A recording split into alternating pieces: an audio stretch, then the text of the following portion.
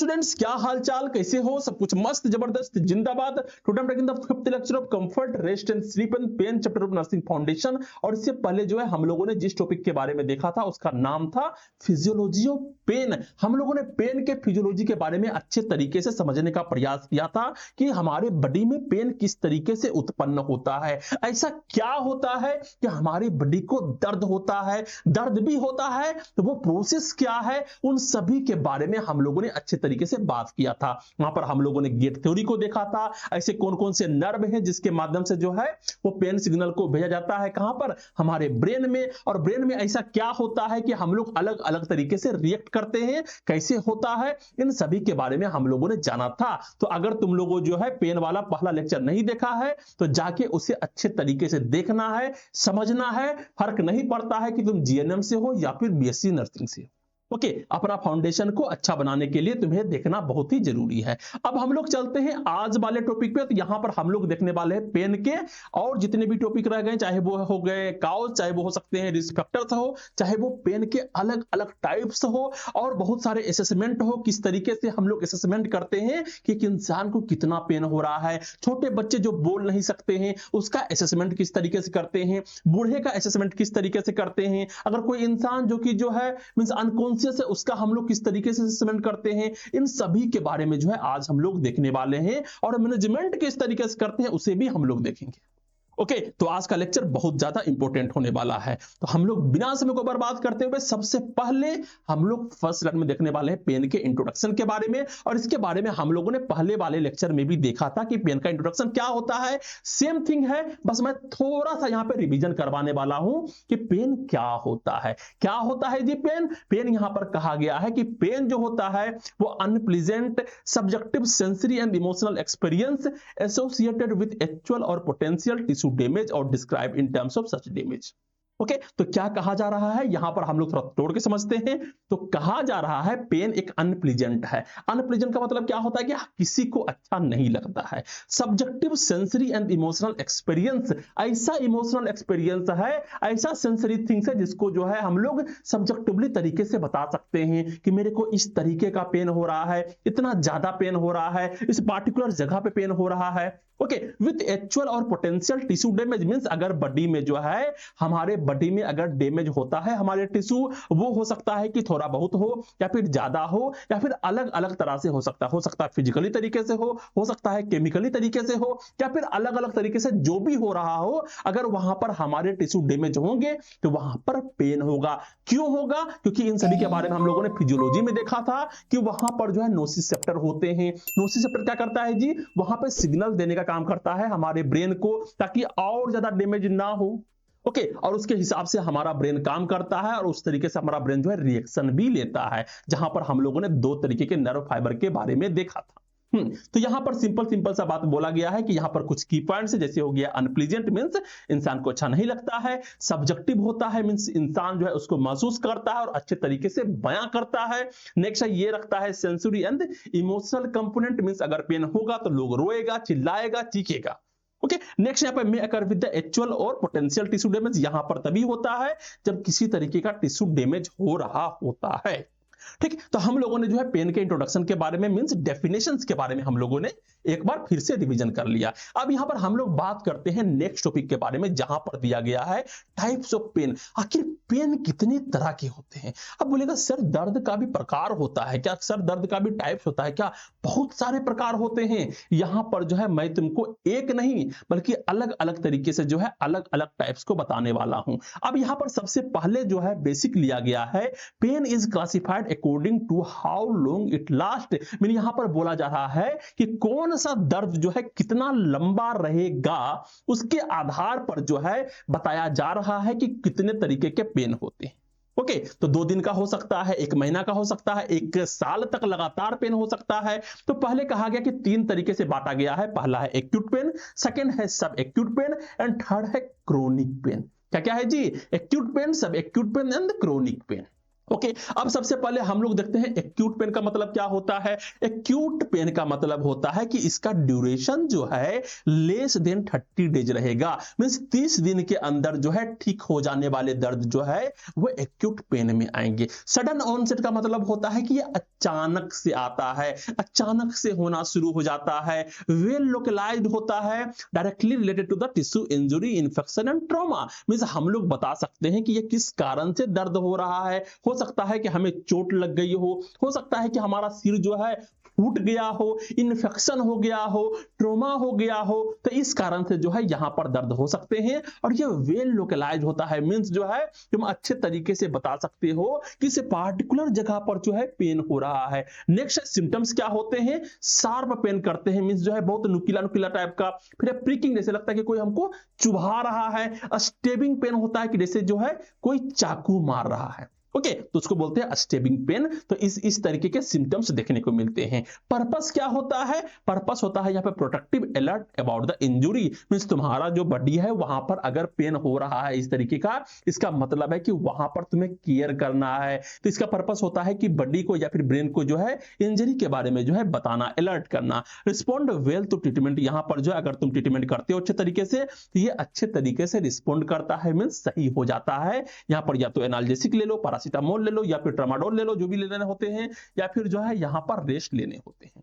Okay तो ये है एक्यूट पेन, मींस ठीक है हल्का फल्का दर्द है लेकिन 1 महीना के अंदर में ठीक हो जाने वाले दर्द। अब होता है सब एक्यूट पेन, ये थोड़ा सा और ज्यादा लंबा खिंचाएगा, ये हो जाएगा इसका ड्यूरेशन 1 to 6 मंथ। ठीक है इसका ड्यूरेशन क्या है 1 to 6 month. Pain is persistent, pain क्या है ये लगातार रहेगा, but not long enough to the chronic, लेकिन इतना भी ज्यादा नहीं रहेगा कि ये क्रोनिक पेन हो। मे रिप्रेजेंट इनकम्प्लीट हीलिंग, ये जो है इस तरीके से रिप्रेजेंट करेगा जैसे कि जो है अच्छे तरीके से बॉडी का हीलिंग नहीं हो, या फिर जो है लगातार टिश्यू का डैमेज होते जा रहा हो। ओके या फिर है offence in the post operative recovery and healing fracture, हो सकता है कि तुम्हारा ऑपरेशन हुआ हो, तुम्हारा सर्जरी हुआ हो और उसके बाद जो है अच्छे तरीके से जो है हील नहीं हो रहा हो, बहुत ही धीरे धीरे हील हो रहा हो, तो वहां पर सब एक्यूट पेन देखने को मिलेंगे जो कि जो है 1 to 6 मंथ तक देखा जाएगा। नेक्स्ट यहाँ पर है इन्फ्लामेटरी कंडीशन में भी जो है यहाँ पर देखने को मिल सकते हैं, मींस अगर जो है कहीं पर जल गया है, कहीं पर जो है आग लग गया है, केमिकल लग गया है, तो ऐसे में भी जो है सब एक्यूट पेन देखने को मिलते हैं। अब जो लास्ट आ रहा है सी नंबर का, किसके कारण से, according to how long it last, कितना लंबा समय तक टिकता है। तो यहां पर जो पेन के टाइप है यहां पर देखने को मिलता है, अगर किसी तरीके का पेन जो है 6 मंथ से ज्यादा रहेगा, कितना जी 6 मंथ से ज्यादा रहेगा, वो रहेगा क्रोनिक पेन के अंदर में। अब यहां पर कहा जा रहा है can continue even after the original injury is healed, ये तब भी होता है अगर किसी तरीके का इंजरी हो गया है, अगर किसी तरीके का एक्सीडेंट हो गया है और वो घाव जो है हील हो गया, वो उंड जो है हील हो गया, लेकिन उसके बाद भी जो है दर्द करते जा रहा है, वो आ जाएगा क्रोनिक पेन के अंदर में। एसोसिएटेड विद द फेटिक, हो सकता है फेटिक के कारण हो, एंजाइटी के कारण हो, टेंशन के कारण हो, डिप्रेशन के कारण हो, या फिर स्लीप डिस्टर्बेंस के कारण भी जो है ऐसे चीज देखने को मिलते हैं। और ये हमारे डेली लाइफ की क्वालिटी को जो है इफेक्ट करता है, और यहां पर डेली एक्टिविटी जो है इंसान अच्छे तरीके से नहीं कर पाते। ओके तो हम लोगों ने जो है 3 तरीके का देखा, एक्यूट पेन, सब acute pain and chronic pain. किसके बेसिक पर जी, तो यहां पर दिया गया था how long it last, mean जो है कितने लंबे समय तक वो दर्द रहेगा, उसके हिसाब से बांटा गया पेन को 3 प्रकार में। अब यहां पर जो नेक्स्ट देखने को मिलता है वो देखने को मिल रहा है types of chronic pain. Chronic pain का भी जो है ना जी 3 टाइप होता है। कौन कौन से टाइप होते हैं, chronic cancer pain, chronic non cancer pain, और होता है क्रोनिक एपिसोडिक पेन। ठीक है अब ये जो है थोड़ा सा तुमको लग रहा होगा, हाँ कैंसर पेन, हाँ जी जब भी जो है क्रोनिक पेन का नाम लिया जाता है मींस 6 महीना से ज्यादा वाला, ओके वो आ जाएगा क्रोनिक पेन में। और यहां पर मोस्टली रूप से जो है पेन जो है कैंसर में ज्यादातर देखने को मिलते हैं, इसलिए इसको जो है क्रोनिक कैंसर पेन के नाम से रखा गया है। ओके तो chronic cancer pain, chronic non cancer pain mean जो यहां पर कैंसर नहीं हुआ है लेकिन पेन है, एंड क्रोनिक एपिसोडिक पेन। अब यहां पर सबसे पहले कैंसर पेन के बारे में हम लोग देखते हैं। तो कहा जा रहा है due to tumour pressure, mean जो है बॉडी में ट्यूमर हो गया है, बॉडी में जो है कैंसर हो गया है। ट्यूमर हो जाना कोई जो है कैंसर हो जाना जाना कहते हैं। या फिर मेटास्टेसिस क्या होता है? मेटास्टेसिस एक प्रोसेस होता है जहां पर जो है कैंसर हमारे बॉडी में फैलना शुरू कर देते हैं, रेडिएट करना शुरू कर देते हैं, ब्लड के माध्यम से जो है वो एक जगह से दूसरी जगह तक जो है फैलना शुरू कर देते हैं। उस प्रोसेस को बोला जाता है मेटास्टेसिस एंड नर्व कंप्रेशन भी यहां पर दिया गया है। तो ट्यूमर प्रेशर के कारण हो सकता है, मेटास्टेसिस के कारण हो सकता है, या फिर नर्व कंप्रेशन के कारण जो है क्रोनिक कैंसर पेन देखने को मिलते हैं। यह प्रोग्रेसिव होता है। प्रोग्रेसिव का मतलब क्या होता है? लगातार बढ़ते रहने वाला को कहते हैं हम लोग प्रोग्रेसिव। ये पेन जो है बढ़ता हुआ रहेगा एंड परसिस्टेंट रहता है, मींस लगातार रहता है, ये कहलाएगा क्रोनिक कैंसर पेन। ओके, अब यहां पर आता है क्रोनिक नन कैंसर पेन। यहां पर कैंसर नहीं हुआ है और ये लॉन्ग लास्टिंग कंडीशन है। जैसे हो गया ऑस्टियोआर्थराइटिस, मीन जो है ये ज्वाइंट बोन का जो होता है पेन होता है। नेक्स्ट है लो बैक पेन, तुम्हारे पीठ में जो है दर्द होंगे। नेक्स्ट होता है फाइब्रोमाइल्जिया, ये क्या होता है? यहां पर जो मस्कुलोस्केलेटल पेन होते हैं, अलग अलग मसल्स में पेन होते हैं, ये सब यहां देखने को मिलते हैं। फिर नेक्स्ट देखने को मिलता है न्यूरोपैथी, जो कि जो है नर्वस सिस्टम के जो है यहां पर डैमेज होने के कारण जो है यहां पर पेन देखने को मिलते हैं। Okay, that's is the chronic non cancer pain, mean यहां पर जो पेन हो रहा है वो कैंसर के कारण नहीं हो रहा है। अब यहां पर कैंसर क्यों दिया गया? क्योंकि जो है कैंसर में ज्यादा पेन होता है, तो उसी के आधार पर जो है यहां पर इसको क्लासिफिकेशन किया गया। ओके, अब यहां पर जो थर्ड नंबर का देखने को मिल रहा है उसका नाम है क्रोनिक एपिसोडिक पेन। एपिसोडिक का मतलब क्या होता है? पेन जो है आ रहा है, फिर जा रहा है, फिर आ रहा है, फिर जा रहा है, that is the chronic episodic pain. Pain occur in the repeated episode. यहां पर जो पेन होता है वो रिपीटेड एपिसोड्स में होते हैं। एक बार आते हैं, फिर 2 घंटा के लिए चले जाते हैं, फिर घूम के आ जाते हैं। जैसे एग्जांपल हो गया माइग्रेन अटैक। किसी इंसान को तुम लोगों ने देखा होगा जिसको जो है सर में दर्द रहता है। नेक्स्ट है सिकल सेल क्राइसिस, यहां पर जो है जिसको सिकल सेल एनीमिया हो जाता है वहां पर उसको पेन देखने को मिलते हैं। या फिर जो है पेनक्रियाटाइटिस फ्लेयर अप, मीन जो है जिसको पेनक्रियाटाइटिस हो गया होता है, उसके पेनक्रियाज में जो है इन्फेक्शन हो गए होते हैं, वहां पर जो ऐसे पेन जो है आते हैं और जाते हैं। ओके, तो ये कहलाया क्रोनिक एपिसोडिक पेन, मीन जो है ये एपिसोड्स में आते हैं। जो कैंसर वाला पेन है उसको कहा जाएगा क्रोनिक कैंसर पेन, जो नन कैंसर वाला है उसको बोला जाएगा क्रोनिक नन कैंसर पेन, और जो एपिसोड में आते हैं उसको बोलते हैं क्रोनिक एपिसोडिक पेन। देखो कितना आसान है, कोई रॉकेट साइंस नहीं है। अब यहां पर जो नेक्स्ट देखने को मिल रहा है वो है classification based on severity. Severity के आधार पर जो है पेन को 3 भाग में फिर से बांटा गया। कितने भाग में जी? 3 भाग में। पहला है माइल्ड पेन, हल्का हल्का वाला पेन। नेक्स्ट है मॉडरेट पेन, उससे थोड़ा ज्यादा वाला पेन। नेक्स्ट है सीवियर पेन, मीन जो है बहुत कस के दर्द कर रहा है। ओके, तो माइल्ड पेन क्या हो गया जी? अब यहां पर एक चीज दिया गया है 1/3/10। ये क्या है जी? यहां पर हम लोग जो है जब आगे चलेंगे तो हम लोग देखेंगे किस तरीके से पेन को हम लोग मेजर करते हैं, किस तरीके से असेसमेंट करते हैं। तो वहां पर एक पेन स्केल दिखाया जाएगा। इस पेन स्केल में 10 नंबर बने होते हैं और वहां पर पेशेंट को चुनना होता है कि तुम्हें कितना दर्द हो रहा है, अपने हिसाब से जो है यहां पर फीडबैक दे।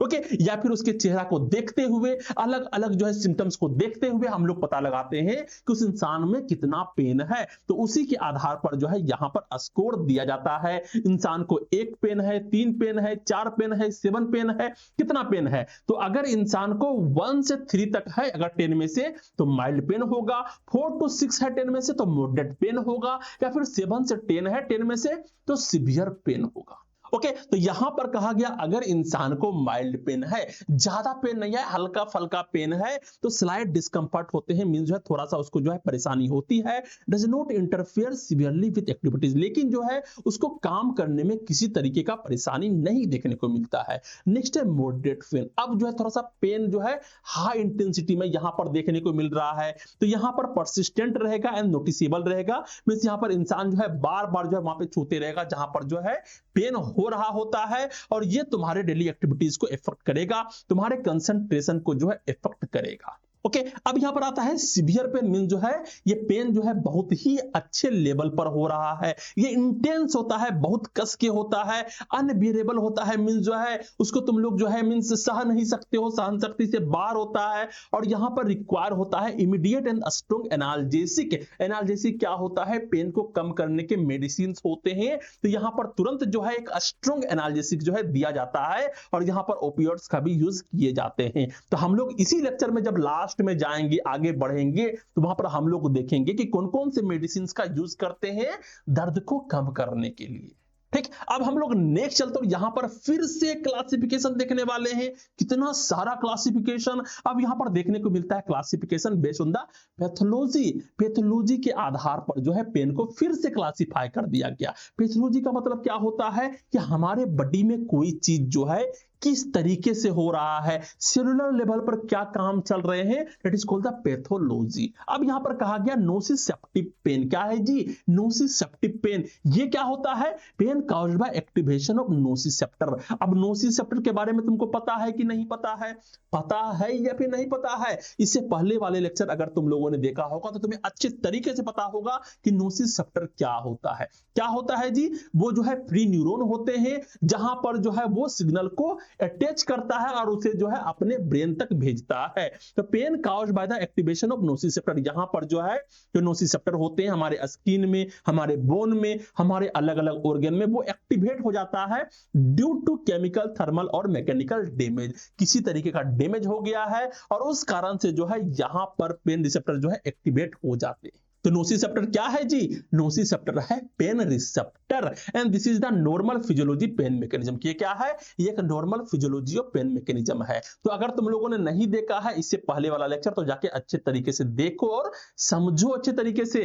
अब यहां पे कहा गया नोसिसेप्टिव पेन के दो पार्ट होते हैं, दो टाइप्स होते हैं। पहला होता है सोमैटिक पेन एंड सेकेंड होता है विसरल पेन। क्या है जी? Somatic pen. सेकेंड क्या है जी? Visceral pen. सोमैटिक का मतलब होता है सिंपल वाला सेल, हमारे बॉडी के जितने भी सेल हो जाएंगे वो सारे हो जाएंगे सोमैटिक वाले सेल। और नेक्स्ट है विसरल पेन, मीन जो है तुम्हारे इंटरनल ऑर्गन वाले पेन। ओके, तो यहां पर सोमैटिक पेन में क्या आ जाएगा? Pain in the skin, muscles, bone, joint and connective tissue. ठीक है, पूरे पार्ट में आ गए। अब यहां पर कैरेक्टरिस्टिक इसका क्या होता है? पहला होता है कि शार्प पेन होता है, मींस ऐसा लगता है कि जैसे कोई जो है चुभ रहा है। एचिंग पेन भी हो सकते हैं, यहां पर जो है खुजलाने वाला पेन हो सकता है।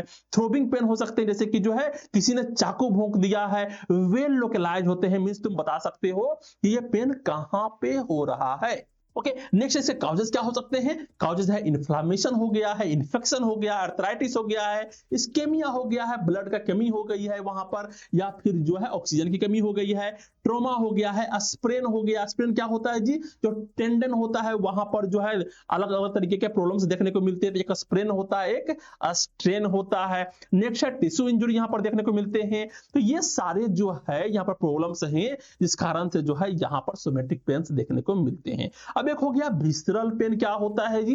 तो यहां पर जो है अगर इंटरनल ऑर्गन में पेन हो रहा है, जैसे कि जीआईटी में हो रहा है, जैसे कि लीवर में हो रहा है, पेनक्रियाज में हो रहा है, यूरिनरी सिस्टम में हो रहा है, अगर यहां पर पेन हो रहे हैं, मींस इंटरनल ऑर्गन में पेन हो रहा है, वहां पर तुम खुजा नहीं सकते हो। लीवर में अगर पेन हो रहा है तो क्या तुम जाके सहला सकते हो? अरे लीवर बाबा कोई बात नहीं, थोड़ा सा नोच लेता हूं लीवर को, कर सकते हो? नहीं कर सकते हो। That's all are the visceral organ. तो यहां का कैरेक्टरिस्टिक क्या होता है? डल होता है, मींस जो पेन होते हैं वो ऐसा पेन नहीं होता है कि चुभ रहा है, ये पेन हो रहा होता है जैसे लग रहा है कि मचोरा दे रहा है। यहां पर क्रैम्पिंग क्या होता है कि मरोड़ा देना, मींस ऐसे लग रहा है कि तुम्हारा लीवर को लेकर ऐसे मरोड़ दिया है। ओके, नेक्स्ट है प्रेशर लाइक। यहां पर लगता है कि किसी ने जो है प्रेशर दिया है, या फिर पुअरली लोकलाइज होता है, मींस जो है तुम अच्छे तरीके से नहीं बता सकते हो कि किस जगह पे दर्द हो रहा है। डिफ्यूज रहता है, यहां पे हो रहा है, यहां हो रहा है, कहां हो रहा है, मींस दर्द तो हो रहा है लेकिन पार्टिकुलरली तरीके से तुम एकदम पॉइंट नहीं कर सकते हो। नेक्स्ट है often associated with the autonomic system, जैसे हो गया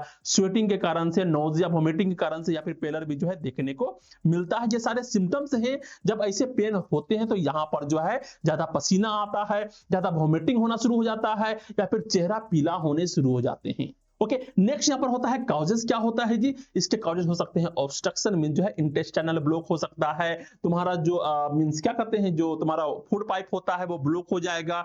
ट्यूमर के कारण भी हो सकते हैं। डिस्टेंशन गैस अगर बहुत ज्यादा हो गया है तो उसके कारण भी हो सकते हैं। स्पेजम के कारण हो सकते हैं। तो ये सारे जो है काउजेस हैं जिसके कारण से जो है विसरल पेन्स देखने को मिलते हैं। अब हम लोग नेक्स्ट चलते हैं, यहां पर हम लोग को जो है एक और टाइप्स देखने को मिल रहा है जिसका नाम है न्यूरोपैथिक पेन। अब ये न्यूरोपैथिक पेन होता क्या है? यहां पर कहा जा रहा है pain resulting from damage to the nerves and nervous system. अगर किसी तरीके का नर्व्स या फिर किसी तरीके का नर्वस सिस्टम में कोई डैमेज होता है तो उस कारण से जो पेन निकल के आ रहा होता है it is called the neuropathic pain. Okay अब यहां पर कहा जा रहा है कि इसके फीचर्स क्या होते हैं। इसके फीचर्स होते हैं burning, shooting, electric shock likes या फिर टिंगलिंग और नमनेस और परसिस्टेंट और इंटरमिटेंट। मींस बर्निंग जैसा सेंसेशन होगा, जब बर्न होता है तो वहां पर किस तरीके के जलन होते हैं, या फिर शूटिंग जैसे किसी ने जो है गोली मार दिया हो, इलेक्ट्रिक शॉक लगने के बाद कैसा पेन होता है, टिंगलिंग सेंसेशन किस तरीके से होते हैं, नमनेस होता है सूनापन होता है उस तरीके का पेन होता है, या फिर परसिस्टेंट और इंटरमिटेंट होते हैं, या तो लगातार आ सकता है पेन या फिर रुक रुक के पेन जो है यहां पर देखने को मिलेंगे।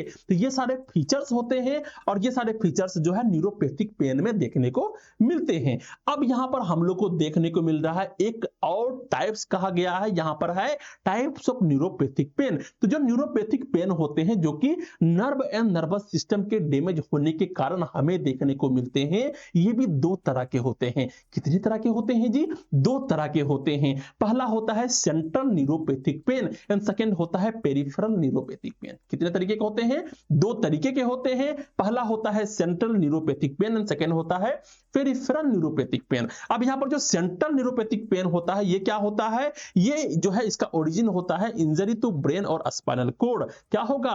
स्पाइनल कोड या फिर ब्रेन में जो है अगर किसी तरीके का इंजरी हो जाता है, अगर तुम्हारे ब्रेन में या फिर तुम्हारा स्पाइनल कोड जो कि जो है पीछे वर्टेब्रा के अंदर होता है, अगर वहां पर इंजरी होगा तो सेंट्रल न्यूरोपैथिक पेन देखने को मिलेंगे। और इसके एग्जांपल हो गए स्पाइनल कोड इंजरी या फिर मल्टीपल स्क्लेरोसिस या फिर stroke related to neuropathic pain. अब यहां पर जो स्क्लेरोसिस क्या होता है कि बॉडी के बहुत सारे हिस्से में जो है मींस स्किन जो है हार्ड हो जाते हैं। न्यूरोपैथिक पेन जो है स्ट्रोक मींस जो है हार्ट में जो है प्रॉब्लम्स आने शुरू हो जाते हैं।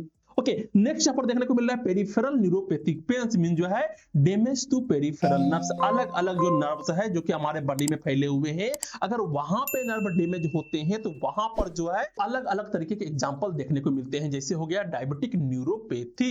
नेक्स्ट यहाँ पर देखने को मिल रहा है पोस्टरपेटिक न्यूरैल्जिया जो कि है आफ्टर चिकन पॉक्स के बाद देखने को मिलता है। नेक्स्ट है फैंटम लिम्ब पेन। अब ये फैंटम लिम्ब पेन क्या होता है बस आगे ही चल के हम लोग देखने वाले हैं। अभी तुमको क्या करना है, अभी तुमको ध्यान में रखना है कि न्यूरोपैथिक पेन जो है दो तरीके के होते हैं। पहला होता है सेंट्रल न्यूरोपैथिक पेन, सेकंड होता है पेरिफेरल न्यूरोपैथिक पेन। और ये जो सेंट्रल न्यूरोपैथिक पेन होता है ये तब होता है जब हमारे ब्रेन और स्पाइनल कोड जो है इंजरी होते हैं, और पेरिफेरल न्यूरोपैथिक पेन तब होता है जब जो है हमारे पेरिफेरल नर्व जो है डैमेज होते हैं। ठीक, अब यहां पर हम लोग नेक्स्ट चलते हैं, यहां पर हम लोग को देखने को मिल रहा है फैंटम लिम्ब पेन। अब ये फैंटम लिम्ब पेन होता क्या है जी? तो यहां पर कहा जा रहा है a type of peripheral neuropathic pain. ये जो है एक तरह का जो है पेरिफेरल न्यूरोपैथिक पेन है जो कि जो है हम लोगों ने देखा। अब इसके फीचर्स क्या होते हैं? पहला फीचर होता है अकर इन पेशेंट आफ्टर एम्पुटेशन। वैसे पेशेंट जो कि विकलांग हो गए हैं, पैर कट गया है, हाथ कट गया है, ऐसे पेशेंट में देखने को मिलते हैं। Patient feel pain in missing limb. Patient जो है ऐसा फील करता है कि उसके लिम्ब जो है मिस कर गए हैं, उसका हाथ जो है कट के अलग हो गया है, उसके पैर जो है कट के अलग हो गए हैं। पेन टाइप कैसा होता है, मीन किस तरीके का पेन होता है? तो बर्निंग पेन होता है, जैसे कि जो है जल रहा हो। क्रिम्पिंग पेन होता है, जैसे कि जो किसी ने मचोड़ दिया हो, या फिर स्टेबिंग पेन होता है, जैसे कि जो है किसी ने चाकू मार रहा हो। ओके, अब यहां पर कहा जा रहा है कि इसका ट्रीटमेंट क्या होता है? तो इसका ट्रीटमेंट होता है मिरर बॉक्स थेरेपी। क्या होता है जी? Mirror box therapy. अब यहां पर एक पिक्चर दिया गया है, मैं इसको थोड़ा सा जूम करता हूं और तुमको दिखाने का प्रयास करता हूं। क्या है जी? यहां पर एक इंसान है जो कि मिरर के सामने जो है अपना हाथ को देख रहा है। अब ये हाथ को देख क्यों रहा है? क्योंकि इसका एक हाथ जो है टूटा हुआ है, एक हाथ जो है कटा हुआ है। लेकिन अगर जो है वो इस हाथ को सामने रखता है तो वो जो है आईना में जो है या फिर मिरर में जो है इसी हाथ के परछाई को देख रहा होता है, तो उसको ऐसा लगता है कि उसका दूसरा हाथ भी जो है वहीं पर रखा हुआ है, और इसको देखते हुए जो है उसको अच्छा फील होता है और यहां पर उसका दर्द में थोड़ा सा राहत देखने को मिलता है। Okay, it is the psychological process और इसको हम लोग बोलते हैं मिरर बॉक्स थेरेपी। ठीक, अब यहां पर हम लोग नेक्स्ट चलते हैं, यहां पर हमें देखने को मिल रहा है यूजर्स विजुअल फीडबैक, जो कि जो है विजुअल फीडबैक के माध्यम से देखने को मिल रहा है, और यहां पर ब्रेन को हेल्प मिलता है रिमेप करने के लिए मिसिंग लिम्स को। अब नेक्स्ट यहाँ पर मेडिकेशन क्या कर सकते हैं? तो एंटी कन्वल्सेंट देते हैं, या फिर एंटी डिप्रेसेंट देते हैं, या फिर फिजियोथेरेपी जो है दिया जाता है। ये सारे जो है ट्रीटमेंट मेथड्स हैं। ठीक, अब हम लोग नेक्स्ट चलते हैं और यहां पर हम लोग बात करते हैं न्यू टॉपिक के बारे में, जहां पर हम लोग बात करने वाले हैं फैक्टर्स अफेक्टिंग पेन। ऐसे कौन कौन से फैक्टर हैं जी जिस कारण से जो है पेन में इफेक्ट हमें पहुंचता है? पेन ज्यादा हो सकता है, पेन कम हो सकता है। ओके, तो पहला जो फैक्टर यहाँ पे देखने को मिल रहा है वो है एज। हाँ जी, एज डिपेंड करता है, पेन ज्यादा होगा या फिर पेन कम होगा। बच्चे को ज्यादा पेन होता है, बूढ़े लोग को जो है और भी ज्यादा पेन हो सकता है। तो children may have difficulty expressing pain, और जब जो है बच्चे को पेन होता भी है वो एक्सप्रेस नहीं कर पाता है। अगर नन्हे मुन्ने बच्चे हैं तो वो रोना शुरू कर देगा, चिल्लाना शुरू कर देगा, या फिर जो है लेकिन वो बोल नहीं पाएगा। ओल्डर एडल्ट जो होते हैं वो may have altered pain perception, उसको अलग अलग तरीके के पेन हो सकते हैं। स्लोअर रिस्पॉन्स हो सकता है या फिर मल्टीपल कोमोर्बिडिटीज हो सकते हैं। मींस जो है अलग अलग इंसान के हिसाब से जो है अलग अलग तरीके का क्षमता होता है, और उसके हिसाब से जो है अलग अलग तरीके के पेन के जो है रिस्पॉन्स उसको देखने को मिलते हैं। तो एज एक बहुत बड़ा फैक्टर्स होता है। ओके, अब यहां पर जो नेक्स्ट देखने को मिल रहा है वो है फेटिग। अगर इंसान थका हुआ होगा तो क्या होगा जी, पेन ज्यादा होगा या फिर कम होगा, क्या होगा? तो यहां पर कहा जा रहा है अगर इंसान थका हुआ होगा यहां पर पेन के परसेप्शन ज्यादा होंगे, ज्यादा पेन देखने को मिलेंगे। लोअर कोपिंग एबिलिटीज होगा, मींस उसको वो जल्दी सह नहीं पाएगा। Makes pain feel more intense, और जो छोटा बहुत पेन भी जो होगा वो बहुत कस के उसको जो है लगेगा। तो फेटिग अगर इंसान होता है तो वहां पर जो है पेन ज्यादा होता है। नेक्स्ट है न्यूरोलॉजिकल फंक्शन। अगर किसी तरीके का नर्व डैमेज है, न्यूरोपैथी वाला जो है किसी तरीके का सिम्टम्स है, स्पाइनल कॉर्ड इंजरी हो गया है, तो ये पेन सेंसेशन को जो है अल्टर कर सकता है। कैन इंक्रीज और डिक्रीज पेन रिस्पॉन्सेस। ओके, हो सकता है कि नर्व डैमेज हो जाए तो ब्रेन तक जो है सही तरीके से पेन वाला सिग्नल ही नहीं जाएगा, तो हो सकता है कि दर्द बिल्कुल भी ना लगे, या फिर जो है बहुत ज्यादा दर्द भी जो है देखने को मिल सकता है। तो न्यूरोलॉजिकल फंक्शन भी जो है यहां पर पेन को इफेक्ट करते हैं। नेक्स्ट है अटेंशन। अटेंशन क्या होता है जी, हम किसी चीज पे फोकस डाल रहे हैं, तो अगर हमारा अटेंशन जो है पेन पे ज्यादा है, जहां पर पेन हो रहा है हम वहां पर अटेंशन दिए हुए हैं कि हाँ जी यहां पर पेन हो रहा है, तो वहां पर पेन जो है इंक्रीज कर जाएगा, उसका इंटेंसिटी जो है इंक्रीज कर जाएगा। और अगर हम लोग डिस्ट्रैक्शन करते हैं, कहीं और पे दिमाग लगा देते हैं, कोई पार्टिकुलर काम करने लग जाते हैं, तो वहां पर पेन क्या करता है, रिड्यूस हो जाता है। तो अटेंशन भी जो है बहुत बड़ा फैक्टर है जो कि हमारे पेन को इफेक्ट करता है। ओके, अब यहां पर जो नेक्स्ट देखने को मिल रहा है वो है एंजाइटी। अगर इंसान एंजाइटी में है, अगर इंसान टेंशन में है, तो ये जो है पेन को एम्पलीफाई करता है। तो anxiety amplify the pain experiences, means pain अगर छोटा बहुत भी होगा तो पेन को और ज्यादा एम्पलीफाई कर देगा, और ज्यादा बढ़ा देगा। और यहां पर क्या कहा जा रहा है, पेन जो है एंजाइटी को जो है विस्कस साइकिल के तरीके से यूज में लाता है। ज्यादा पेन, ज्यादा एंजाइटी, फिर और ज्यादा पेन, और उस पेन के कारण से जो है और एंजाइटी बढ़ेगा और ज्यादा पेन जो है बढ़ते हुए चला जाएगा। तो ये एक विस्कस साइकिल के अंदर में चला जाता है, इस कारण से एंजाइटी के कारण में। अब यहां पर देखने को मिलता है स्पिरिचुअल फैक्टर। क्या स्पिरिचुअल फैक्टर काम करते हैं? क्या अगर इंसान जो है दर्द में भगवान को याद कर रहा होता है, या फिर अलग अलग जो भी भगवान होते हैं, या फिर जो है अल्लाह हो गए, खुदा हो गए, शंकर भगवान हो गए, पार्वती भगवान हो गए, या फिर जो है वाहे गुरु हो गए, क्रिश्चियन वाले जो भी भगवान होते हैं वो सब हो गए, तो क्या वो सब जब प्रेयर कर रहा होता है तो काम करता है? तो यहाँ पे कहा जा रहा है beliefs and values may influence how a person interpreted pain. यहाँ पर जो तुम्हारा विश्वास है, तुम्हारा जो वैल्यू है, वो जो है पर्सन टू पर्सन जो है इन्फ्लुएंस करता है कि पेन को तुम किस तरीके से इंटरप्रेटेड कर रहे हो। अब बहुत लोग सोचता है कि ये जो पेन हो रहा है वो भगवान का दिया हुआ जो है कुछ श्राप हो सकता है, कुछ दंड हो सकता है, तो उसको वो सह लेता है, उसको उतना दर्द नहीं लगता है। लेकिन वो अलग तरीके से कुछ और सोच लेगा तो और ज्यादा जो है उसको पेन होगा। सब में view pain as a test, punishment और हीलिंग प्रोसेस। कुछ लोग जो है पेन को हीलिंग प्रोसेस के रूप में देखते हैं, एक पनिशमेंट के रूप में देखते हैं कि ठीक है ये भगवान का दिया हुआ पनिशमेंट है, इसको झेलना है, एक टेस्ट है, इस टेस्ट से हमें बाहर निकलना है, तो उससे ज्यादा पेन नहीं होता है। ओके, तो अलग अलग जो है स्पिरिचुअल फैक्टर्स होते हैं जिसके हिसाब से जो है ये पेन को इफेक्ट करता है। अब हम लोग नेक्स्ट चलते हैं। अभी तक जो है हम लोगों ने देखा था फैक्टर इफेक्टिंग पेन्स के बारे में। अब हम लोग बात करने वाले हैं पेन असेसमेंट के बारे में। किसके बारे में जी? हम लोग बात करने वाले हैं पेन असेसमेंट के बारे में, और यहां पर एक मेथड को देखने वाले हैं जिसका नाम है OPQRST मेथड। किसके बारे में? OPQRST method. ये होता क्या है, सबसे पहले हम लोग इसको समझते हैं। तो यहां पर कहा जा रहा है pain assessment help understand characteristic of pain for accurate diagnosis and management. Means अगर कोई पर्सन आया और वो बोल रहा है कि हमारे सिर में दर्द है, हमारे पेट में दर्द है, हमारे करेजा में दर्द है, तो तुम किस तरीके से बताओगे कि वो कौन सा टाइप का पेन है? हम लोगों ने इतने टाइप ऑफ पेन को देखा, तो उसमें से कौन सा टाइप ऑफ पेन है उसको तुम लोग असेसमेंट कैसे करोगे? ओके, तो उसी के लिए है यहाँ पर OPQRST मेथड। अब यहाँ पर जो है O का अलग मीनिंग होता है, P का अलग मीनिंग होता है, Q का अलग मीनिंग होता है, RST का अलग अलग मीनिंग होते हैं। तो सबसे पहले हो गया O का मतलब हो जाता है ऑनसेट ऑफ पेन। क्या हो गया जी? ऑनसेट ऑफ पेन मींस जो है when did the pain begin. ये जो पेन तुमको हो रहा है, ये जो पेन जो पेशेंट को हो रहा है, वो शुरुआत कब हुआ है उसका, कब से दर्द करना शुरू हुआ है। तो हम लोग पेशेंट से पूछेंगे, क्या पूछेंगे जी? What were you doing when the pain started. जब पेन जो है ये स्टार्ट हुआ था उस समय तुम क्या कर रहे थे? एक्टिव थे, इनएक्टिव थे या फिर स्ट्रेस थे? ठीक है, तुम काम कर रहे थे या फिर आराम कर रहे थे या फिर बहुत ज्यादा टेंशन में थे। आखिर ये पेन जो है स्टार्ट कब हुआ है, उस समय तुम क्या कर रहे थे? वाज द ऑनसेट ग्रेजुअल और सडन। मींस जो है ये जो पेन हुआ है वो धीरे धीरे करके आया है या फिर अचानक से पेन होना शुरू हो गया।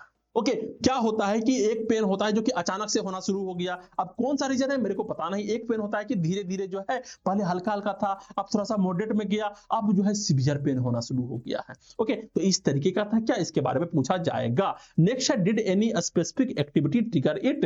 मींस अगर कोई ऐसा एक्टिविटी है जिसको करने के बाद जो है तुमको ये पेन ट्रिगर हुआ है, उसके बारे में पूछना है। नेक्स्ट है is it part of chronic ongoing problems. क्या तुम्हारे बॉडी में कोई ऐसा प्रॉब्लम चल रहा है क्या, कोई ऐसा बीमारी चल रहा है क्या जो कि पहले से चल रहा हो और उस कारण से जो है पेन आया हो। तो इसके बारे में भी पूछना है। तो ये हेल्प करता है, क्या चीज में हेल्प करता है? आइडेंटिफाई करने में कि पेन का कॉजेज क्या है, ट्रिगर क्या है, ऐसे कौन सी चीजें जो कि जो है पेन को ट्रिगर कर रहा है, या फिर प्रोग्रेशन क्या है, कितना लेवल तक गया है। इन सभी को जानने के लिए जो है पहला होता है ऑनसेट ऑफ पेन को जानना। अब जो नेक्स्ट यहां पर देखने को मिलता है वो है पी से क्या होता है? Provocation and palliation. इसका मतलब क्या होता है? What makes the pain better और रोज। ऐसा कौन कौन सा चीज है, ऐसे कौन से एक्टिविटीज हैं जो तुम्हारे पेन को जो है या तो वहां पर आराम देता है या फिर जो है और ज्यादा खतरनाक बना देता है। ओके, तो यहां पर भी क्वेश्चन पूछने हैं। क्वेश्चन क्या पूछना है? Provoking factors. क्या किसी एक्टिविटी के वजह से जो है पेन बढ़ता है, कोई पोजीशन से पेन बढ़ता है, किसी मूवमेंट और प्रेशर से जो है पेन बढ़ता है, या फिर हीट या फिर आइस लगाने से जो है पेन बढ़ता है, या फिर कोई अदर एक्सटर्नल फैक्टर्स है जिस कारण से जो है यहां पर पेन बढ़ रहा है या फिर घट रहा है। ओके, तो प्रोवोकिंग फैक्टर्स क्या है? ऐसा कौन सा चीज है, ऐसा कौन सा एक्टिविटी है, ऐसे कौन से पोजीशन, मूवमेंट, प्रेशर, हीट या फिर अदर एक्सटर्नल फैक्टर है जिसके वजह से पेन घट रहा है या फिर बढ़ रहा है। ओके, नेक्स्ट होता है पेलिएटिव फैक्टर। पेलिएटिव फैक्टर का मतलब होता है कि यहाँ पर ऐसे कौन से मेडिकेशन ले रहे हो जिसके माध्यम से जो है यहाँ पे घट रहा है तुम्हारा पेन, या फिर टाइलेनोल है या फिर आइब्रोप्रोफेन है। अल्टरनेटिव थेरेपीज क्या है? मसाज करवा रहे हो, एक्यूपंक्चर करवा रहे हो, या फिर रेस्ट एंड रिलैक्सेशन कर रहे हो, या फिर जो है एडजुवेंट मेथड हो गया जैसे कि हर्बल ऑयल लगाना, हॉट पैक लगाना। क्या इसके वजह से जो है तुम्हें आराम मिलता है या फिर नहीं मिलता है? Help in choosing effective intervention. और ये क्या मदद करता है? ये मदद करता है हम लोगों को पेशेंट को अच्छे तरीके से एक इफेक्टिव इंटरवेंशन देने के लिए, एक अच्छा मैनेजमेंट देने के लिए। ओके, तो ये हो गया प्रोवोकेशन एंड पेलिएशन। अब हम लोग नेक्स्ट चलते हैं और हमें क्यू से देखने को मिलता है क्वालिटी ऑफ पेन। जो पेन है उसका क्वालिटी क्या है? तो यहां पर what does the pain feel like. ये पेन जो है किस तरीके का फील होता है, इसके बारे में पूछना है। तो यहां पे आस्क करेंगे, क्या चीज आस्क करेंगे जी? Can you describe the pain for me. क्या जो है तुम इस पेन को डिस्क्राइब कर सकते हो कि ये पेन तुमको कैसा लग रहा है? ऐसा लग रहा है कि कोई चाकू से मार रहा है, ऐसा लग रहा है कि कोई सुई चुभा रहा है, आखिर ये पेन किस तरीके का हो रहा है? और गिव ऑप्शन इफ नीडेड। अगर जो है ऑप्शन है तो तुम जो है दे सकते हो। अब यहाँ पे कहा गया पेन का डिस्क्रिप्शन क्या हो गया? शार्प पेन है क्या, डल पेन है क्या, एचिक पेन है मींस जो है उसको तुम जो है खुजला रहे हो, थ्रोबिंग पेन है क्या मींस चाकू मारे हो, बर्निंग पेन है, शूटिंग पेन है, क्रशिंग मींस उसको पकड़ के क्रश कर दिया है, एकदम कड़कड़ा दिया है, टीयरिंग पेन है जैसे कि जो है चमड़ी को लेकर के छील रहा है। क्या इस तरीके के पेन हो रहे हैं? इसके बारे में उससे पूछना है। पैटर्न उससे पूछना है, क्या पेन कंस्टेंट है या फिर इंटरमिटेंट है, मींस लगातार पेन होते जा रहा है या फिर रुक रुक के आ रहा है, रिदेमिक है या फिर इरेगुलर है, इंक्रीज है या फिर स्टेबल है, मींस पेन बढ़ते हुए जा रहा है या फिर एक ही लेवल का पेन जो है स्टेबल में है। ओके, तो इन सभी के बारे में जो है तुम्हें उससे पूछना है और ये हेल्प करता है आइडेंटिफाई करने में टाइप्स ऑफ पेन को। मींस जो है जो पेन हो रहा है वो किस टाइप का है, इसके बारे में जो है जानने में हमें मदद मिलता है। ओके, ये नोसिसेप्टिव है या फिर न्यूरोपैथिक है, नर्व डैमेज के कारण हो रहा है या फिर जो है जो न्यूरॉन है जो वहां पे रहते हैं, जो पेन रिसेप्टर होते हैं, उसकी डैमेज होने के कारण हो रहा है। इसके बारे में पता करना बहुत ज्यादा जरूरी है। ओके, अब हम लोग नेक्स्ट चैप्टर यहां पर हम लोग को देखने को मिलता है आर जो है रीजन एंड द रेडिएशन। क्या है जी? Where is the pain, does it travel anywhere, means जो जो पेन हो रहा है वो कहां हो रहा है, कहीं पर जो वो पेन तो फैल तो नहीं रहा है, हो सकता है हाथ में पेन शुरू हुआ है और हाथ से ज्यादा जो है हमारे चेस्ट तक पेन आ चुका है, क्या इस तरीके के पेन भी हो रहे हैं? तो उसे पूछना है where exactly is the pain located, ये पेन जो है कहां पे हो रहा है, does the pain radiate to other areas, क्या जो ये पेन है वो दूसरे एरियाज में रेडिएट कर रहे हैं, डज द पेन मूव और एक्सप्रेस, क्या ये जो पेन है वो मूव कर रहा है या फिर कहीं और जगह फैल रहा है, टाइप्स ऑफ पेन लोकेशन के बारे में देखना है, क्या ये पेन लोकलाइज्ड पेन है मींस किसी पार्टिकुलर एरिया में है, रेडिएटिंग पेन है means spread from the one point two another, means एक जगह से दूसरी जगह तक जो है, क्या ये पेन जो है, क्या ये दर्द जो है फैल रहा है, हाथ से चेस्ट में जा रहा है, मींस कमर से जो है पैर तक जा रहा है, क्या ये रेडिएट कर रहा है? जैसे यहां पर आते हैं एमआई पेन मींस हो गया मायोकार्डियल इन्फ्रेक्शन पेन, जहां पर जो है हार्ट अटैक देखने को मिलता है। यहाँ पे क्या होता है, लेफ्ट आर्म से जो है पेन जाता है कहां तक, जॉ में या फिर जो है बैक में। ओके, तो ये सारे चीज जो है यहाँ पर देखने को मिलते हैं। नेक्स्ट होता है referred pain means felt at a different site, अलग अलग जगह पर जो है एक साथ जो है दर्द हो रहे होते हैं। जैसे एग्जांपल हो गया गोल ब्लेडर से लेकर के राइट शोल्डर तक। ओके, नेक्स्ट है जनरलाइज्ड पेन, जो कि जो है ऑल ओवर द बॉडी में अगर पेन हो रहा है, पूरे बॉडी में ही जो है दर्द हो रहा है, it is the generalised pain. Okay, तो ये हेल्प करने में मदद करता है, आइडेंटिफाई करने में मदद करता है ओरिजिन ऑफ पैथोलॉजी, आखिर किस पैथोलॉजी के कारण जो है पेन हो रहा है या फिर जो पेन है वो किस लिए हो रहा है, किस कारण से उत्पन्न हुआ है, ये सभी चीज को जो है जानने के लिए जो है हमें ये मदद करता है। और स्पेशली रूप से विसरल पेन मीन जो है क्या किसी इंटरनल ऑर्गन में किसी तरीके का डैमेज हुआ है इस कारण से पेन हो रहा है। ओके, तो हम लोगों ने आर से देखा रीजन एंड रेडिएशन। अब हम लोग एस से देखते हैं सिवियरिटी ऑफ पेन, पेन का सिवियरिटी कैसा है, मींस या तो माइल्ड है, मॉडरेट है या फिर बहुत ज्यादा जो है सिवियर हो चुका है। How bad is the pain, ये पेन जो है कितना खराब है। अब यहाँ पर पेन इंटेंसिटी स्केल का हम लोग यूज कर सकते हैं, नंबरिंग रेटिंग स्केल के माध्यम से हम लोग जो है नंबरिंग करेंगे, या फिर जो है फेस पेन स्केल के माध्यम से जो कि ओंग बेकर पेन स्केल है उसके माध्यम से हम लोग चेक करेंगे, या फिर विजुअल एनालॉग स्केल से हम लोग चेक करेंगे। अब ये सब क्या होता है जी? अब यहां पर मैंने बोल दिया numeric rating scale, face pain scale, visual analogue scale, तो इस सभी के बारे में जस्ट इसके बाद ही जो है हम लोग अच्छे से डिटेल से पढ़ने वाले हैं कि ऐसे कौन कौन से टेक्निक्स है जिसके माध्यम से जो है हम लोग सिवियरिटी ऑफ पेन को जो है जस्टिफाई करते हैं। ओके, लेकिन यहां पर पूछना है rate your pain now and during flare up, means जो है अभी कितना पेन हो रहा है, और जब ये पेन बढ़ता है, फ्लेयर अप होता है मींस बढ़ते चला जाता है, उस समय पेन कितना हो रहा होता है, उसके हिसाब से रेटिंग करना होता है। चेक करना होता है बेसलाइन वर्सेस एक्यूट एपिसोडिक, और गाइडलाइन जो है एनाल्जेसिक चॉइस में जो है अगर जो है कोई दर्द का दवाई है वहां पर डॉक्टर्स के द्वारा जो है प्रिस्क्राइब किया गया है तो उसके आधार पर उसे देना है, जिस आधार पर जो है सिवियरिटी ऑफ पेन है। अगर माइल्ड वाला है तो माइल्ड वाला ही जो है दवाई देना है, अगर मॉडरेट पेन है तो थोड़ा सा हाई लेवल वाला दवाई देना है, अगर सीवियर पेन है तो थोड़ा सा और ज्यादा हाई वाला दवाई देना है। तो किस तरीके का दवाई देना है इसके बारे में भी जो है हम लोग आगे देखने वाले हैं। ओके, तो धीरे धीरे रेलगाड़ी बढ़ रही है, धीरे धीरे समझते जाओ, धीरे धीरे बढ़ते जाओ और इसको अच्छे तरीके से समझते जाओ। नेक्स्ट है यहाँ पर टीसीआर टाइमिंग होता है, टीसीआर टाइमिंग फैक्टर होता है। तो when does the pain occur, how long does it last, ये पेन जो है कब होता है, दिन में होता है, रात में होता है, सोने के टाइम होता है, कब होता है, और जब होता है तो कितना लंबे समय तक ये दर्द रहता है। ओके, तो उससे क्वेश्चन पूछना है when did the pain start, ये पेन कब स्टार्ट हुआ है या फिर जो है कब होता है। इज द ऑनसेट सडन और ग्रेजुअल, क्या ये पेन जो है अचानक से होता है या फिर धीरे धीरे होता है। ड्यूरेशन क्या होता है, कितना लंबे समय तक जो है ये पेन लास्ट करता है।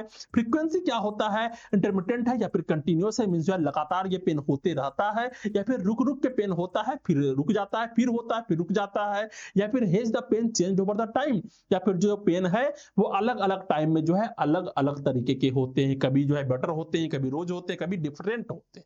ओके, अब यहां पर कहा गया कि has this type of pain occurred before, क्या ये जो पेन हो रहा है क्या इस तरीके का पेन जो है पहले भी हुआ था, इसके बारे में भी जो है पूछना है। तो इससे क्या होता है, हमें समझने में मदद मिलता है कि जो पेन है उसका पैटर्न क्या है, उसका प्रोग्रेशन क्या है, उसका क्रोनिसिटी क्या है। ठीक, तो हम लोगों ने टाइमिंग एंड टाइमिंग फैक्टर्स के बारे में हम लोगों ने बात किया। अब हम लोग नेक्स्ट चलते हैं और यहां पर हम लोग बात करने वाले हैं पेन स्केल के बारे में। किसके बारे में बात करने वाले हैं जी? पेन स्केल के बारे में बात करने वाले हैं। वैसा स्केल जिस स्केल से हम लोग पेन को नाप सके, हम लोग दर्द को नाप सके कि उस इंसान में कितना पीड़ा है, कितना दर्द है। It is called the pain scale. Okay, तो pain scale are the tool used to measure and assess pain intensity. Pain के इंटेंसिटी को नापने के लिए जो है ये एक टूल है। They help convert subjective pain into an objective score. Subjective pain क्या होता है? अगर तुम किसी इंसान से पूछोगे कि हे महाशय तुम्हें कितना दर्द हो रहा है, तो वो क्या बोलेगा? दर्द हो रहा है, नहीं हो रहा है, ऐसा तो नहीं बोलेगा। सर बहुत कस के दर्द हो रहा है, देखिए ना यहाँ पे दर्द हो रहा है, ऐसे लग रहा है जैसे कि जो है किसी ने जो है चाकू मार रहा हो, किसी ने जो है पिन चुभा रहा हो। ये सब्जेक्टिवली तरीके से बताएगा। लेकिन अगर तुमसे जो है ऑब्जेक्टिवली पूछा जाए कितना दर्द हो रहा है जी, 1 हो रहा है, 5 हो रहा है, 10 में से कितना नंबरिंग करोगे, तो वो कहलाएगा ऑब्जेक्टिव स्कोर। ओके, तो वो ऑब्जेक्टिव स्कोर कैसे निकालते हैं उसके बारे में हम लोग देखेंगे पेन स्केल में। नेक्स्ट है useful for choosing treatment and the monitoring response. क्या है ये? जो है कौन सा ट्रीटमेंट देना है, कौन सा रिस्पांस देने हैं पेशेंट को, वो जो है हमें चुनने में मदद मिलता है। नेक्स्ट है different scale are used for infants, children, adults and non verbal patient. और ये हमें मदद करते हैं वैसे पेशेंट के लिए भी जो कि छोटे छोटे बच्चे हैं, जो चिल्ड्रेन हैं, जो एडल्ट्स हैं, जो नॉन वर्बल पेशेंट है। वैसे पेशेंट जो कि बोल ही नहीं सकते हैं, वो कैसे बताएंगे कि हमको कितना पेन हो रहा है। ओके, वैसे पेशेंट जो कि बोल सकते हैं वो तो बता देंगे कि मेरे को इतना ज्यादा पेन हो रहा है, हल्का हल्का हो रहा है, ज्यादा ज्यादा हो रहा है।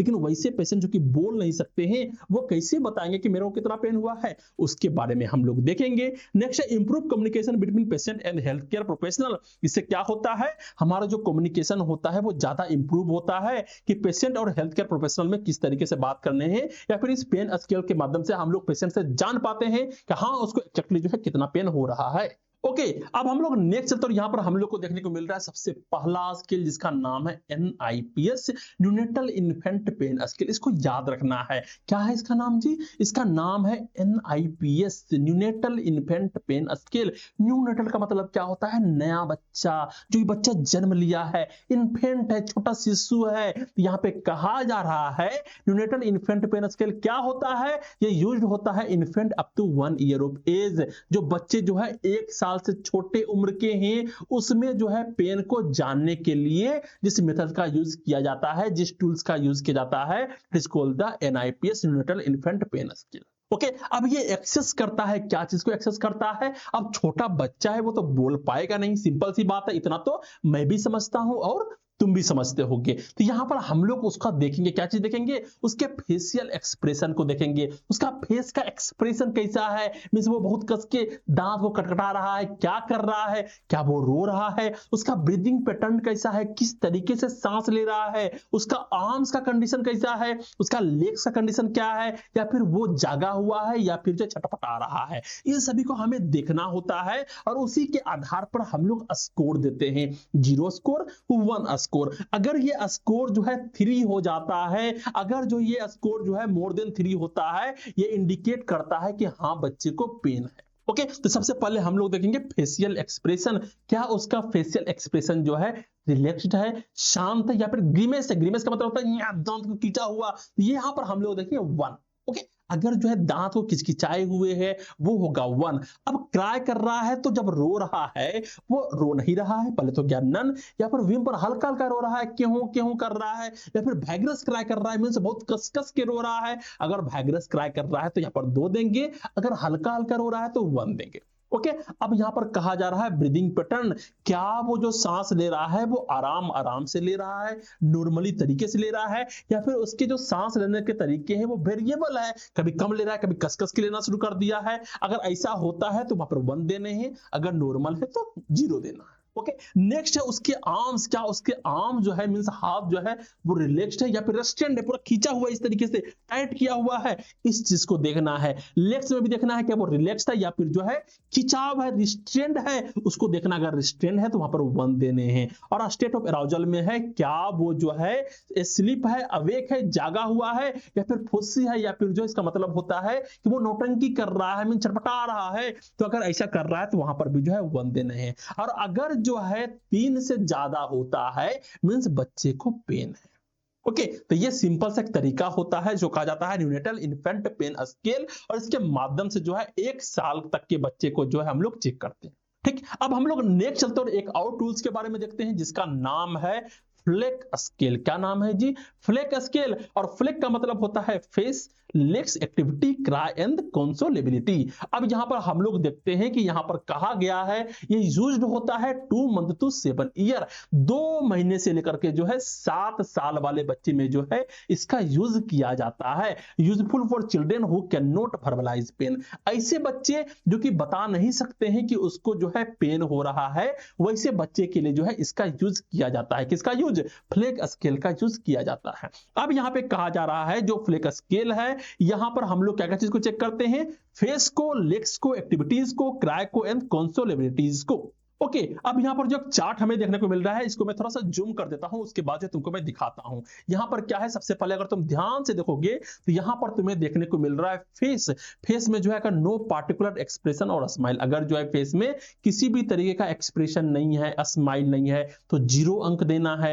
अगर ओकेजनल ग्रीमेस और फ्रॉन, विड्रॉन या फिर डिसइंटरेस्टेड, अगर जो है उसका चेहरा जो है ग्रीमे जैसा है, वो थोड़ा सा जो है गुस्सा जैसा कर रहा है, या फिर जो है बहुत ही विड्रॉन कर रहा है कि नहीं मेरे को जो है हटाओ वहां से, मेरे को गोदी में लो, डिसइंटरेस्टेड है, किसी भी चीज में वो इंटरेस्ट नहीं ले रहा है, तो 1 देना है। सेकंड, यहां पर 2 नंबर तब देने हैं जब फ्रीक्वेंट और कंटेस्ट क्यूवरिंग चिन, क्लेंच जॉमिन जो है, क्यूवरिंग चिन का मतलब होता है जो चिन है उसका, उसको जो है पूरा इस तरीके से किया हुआ है, या फिर क्लेंच जो क्या है, ये है जो को जो है पूरा एकदम दांत तो खींचे हुए हैं, तो ये कहलाता है क्लेंच्ड जो एंड क्यूवरिंग चिन। अगर ऐसा है तो यहां पर 2 देने हैं। ओके, तो ये फेस का हाव भाव देखना है और उसके आधार पर हमें पति करने हैं। ओके, नेक्स्ट पर आता है लेग्स का पोजीशन देखना है। क्या उसका लेग जो है नॉर्मल पोजीशन पर है या फिर रिलैक्स्ड है? क्या उसके लेग जो है अनईजी है या फिर रेस्टलेस या टेंस है? अनईजी का मतलब क्या होता है कि पैर को थोड़ा बहुत जो है इधर उधर कर रहा है। रेस्टलेस है मीन जो है पूरे अच्छे तरीके से शांत किए हुए नहीं है, या फिर टेंस्ड है, पूरे तरीके से खिंचाव है उसमें,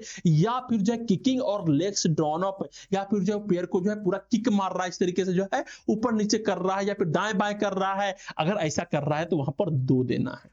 ओके, फिर होता है एक्टिविटी। वो जो बच्चा है, वो जो छोटा बच्चा है, उसका एक्टिविटी क्या है? मींस क्या वो लाइंग क्विकली धीरे धीरे करके झूठ बोल रहा है, नॉर्मल पोजीशन में है, या फिर मूव इजिली अच्छे तरीके से जो है वो मूव कर रहा है। लाइंग क्विकली का मतलब झूठ नहीं होता है। लाइंग क्विकली का मतलब होता है कि वो शांत से लेटा हुआ है। लाइंग का मतलब होता है लेटा हुआ, क्विकली का मतलब होता है शांत से लेटा हुआ है, नॉर्मल पोजीशन में है और आसानी से धीरे धीरे मूव कर रहा है, तो वो कहलाएगा एक्टिविटी में 0 दिए जाएंगे अंक। और अगर स्क्विर्मिंग है, छटपटा रहा है, शिफ्टिंग बैक एंड फोर्थ में जो है कभी इस तरफ आ रहा है कभी इस तरफ आ रहा है, या फिर टेंस है तो 1 देना है। अगर सेकंड आस्ट मींस धनुषा आकार जो है बना दिया पूरा एकदम पीठ को, और जो है पीठ को और पैर को इस तरीके से कर दिया है, गोल टाइप का पूरा खींचा हुआ है इस तरीके से हाथ, और रिजिड है, जर्किंग कर रहा है, तो 2 देना है। उसका एक्टिविटी हमें नोटिस करना है अच्छे तरीके से। ओके, नेक्स्ट यहाँ पर देखने को मिलता है क्राई, मींस वो रो रहा है तो किस तरीके के रो रहा है। अगर रो नहीं रहा है तो 0 देना है। अगर मोन्स और विम्पर्स मींस जो है हल्का हल्का रो रहा है, कर रहा है, तो 1 देना है। ओकेजनल कंप्लेंट कर रहा है तो भी वहां पे 1 देना है। या फिर 2 में है क्राइंग स्टेडली, मींस लगातार रोते ही जा रहा है, स्क्रीम कर रहा है, चीख रहा है, चिल्ला रहा है, फ्रीक्वेंट कंप्लेन कर रहा है, तो वहां पर 2 देने हैं। ओके, नेक्स्ट है कंसोलेबिलिटी। इसका मतलब क्या होता है? कांस्टेंट रिलैक्स, मींस बच्चा जो है वो आराम से जो है शांत है, या फिर reassured by occasional touching, hugging और being talk to and distractible, means जो है बच्चा जो है बार बार कह रहा है कि मेरे को टच करो, मेरे को हक करो, मेरे से बातें करो, इस तरीके के जो है चीज कर रहे हैं, वो सेकंड में आएगा। नेक्स्ट होता है डिफिकल्ट टू कंसोल और कंफर्ट, मींस जो है उसको जो है संभालना आसान नहीं हो रहा है, आसानी से उसको संभाला नहीं जा रहा है, तो वहां पर जो है सेकंड देने हैं। ओके, तो इतने सारे फीचर्स होते हैं, इस सभी को जो है अच्छे तरीके से देखना है। और अगर यहां पर मिनिमम स्कोर जो है यहां पर देखने को मिलते हैं 0, और मैक्सिमम स्कोर जो है यहां पर देखने को मिलते हैं 10, तो अगर जो है यहां पर 0 स्कोर देखने को मिलता है मींस बच्चे में कोई इस तरह का पेन नहीं है। अगर 1 से 3 स्कोर आ रहा है मींस बच्चे में माइल्ड पेन है। अगर 4 to 6 स्कोर आ रहा है मींस बच्चे में मॉडरेट पेन है। और अगर 7 to 10 देखने को मिल रहा है, बच्चे में सीवियर पेन देखने को मिल रहा है। ओके, तो ये एक फ्लेक स्केल है जिसके माध्यम से जो है 2 महीने से लेकर 7 साल तक के बच्चे को जो है हम लोग पता लगा पाते हैं कि हाँ उसमें किस लेवल का पेन देखने को मिल रहा है।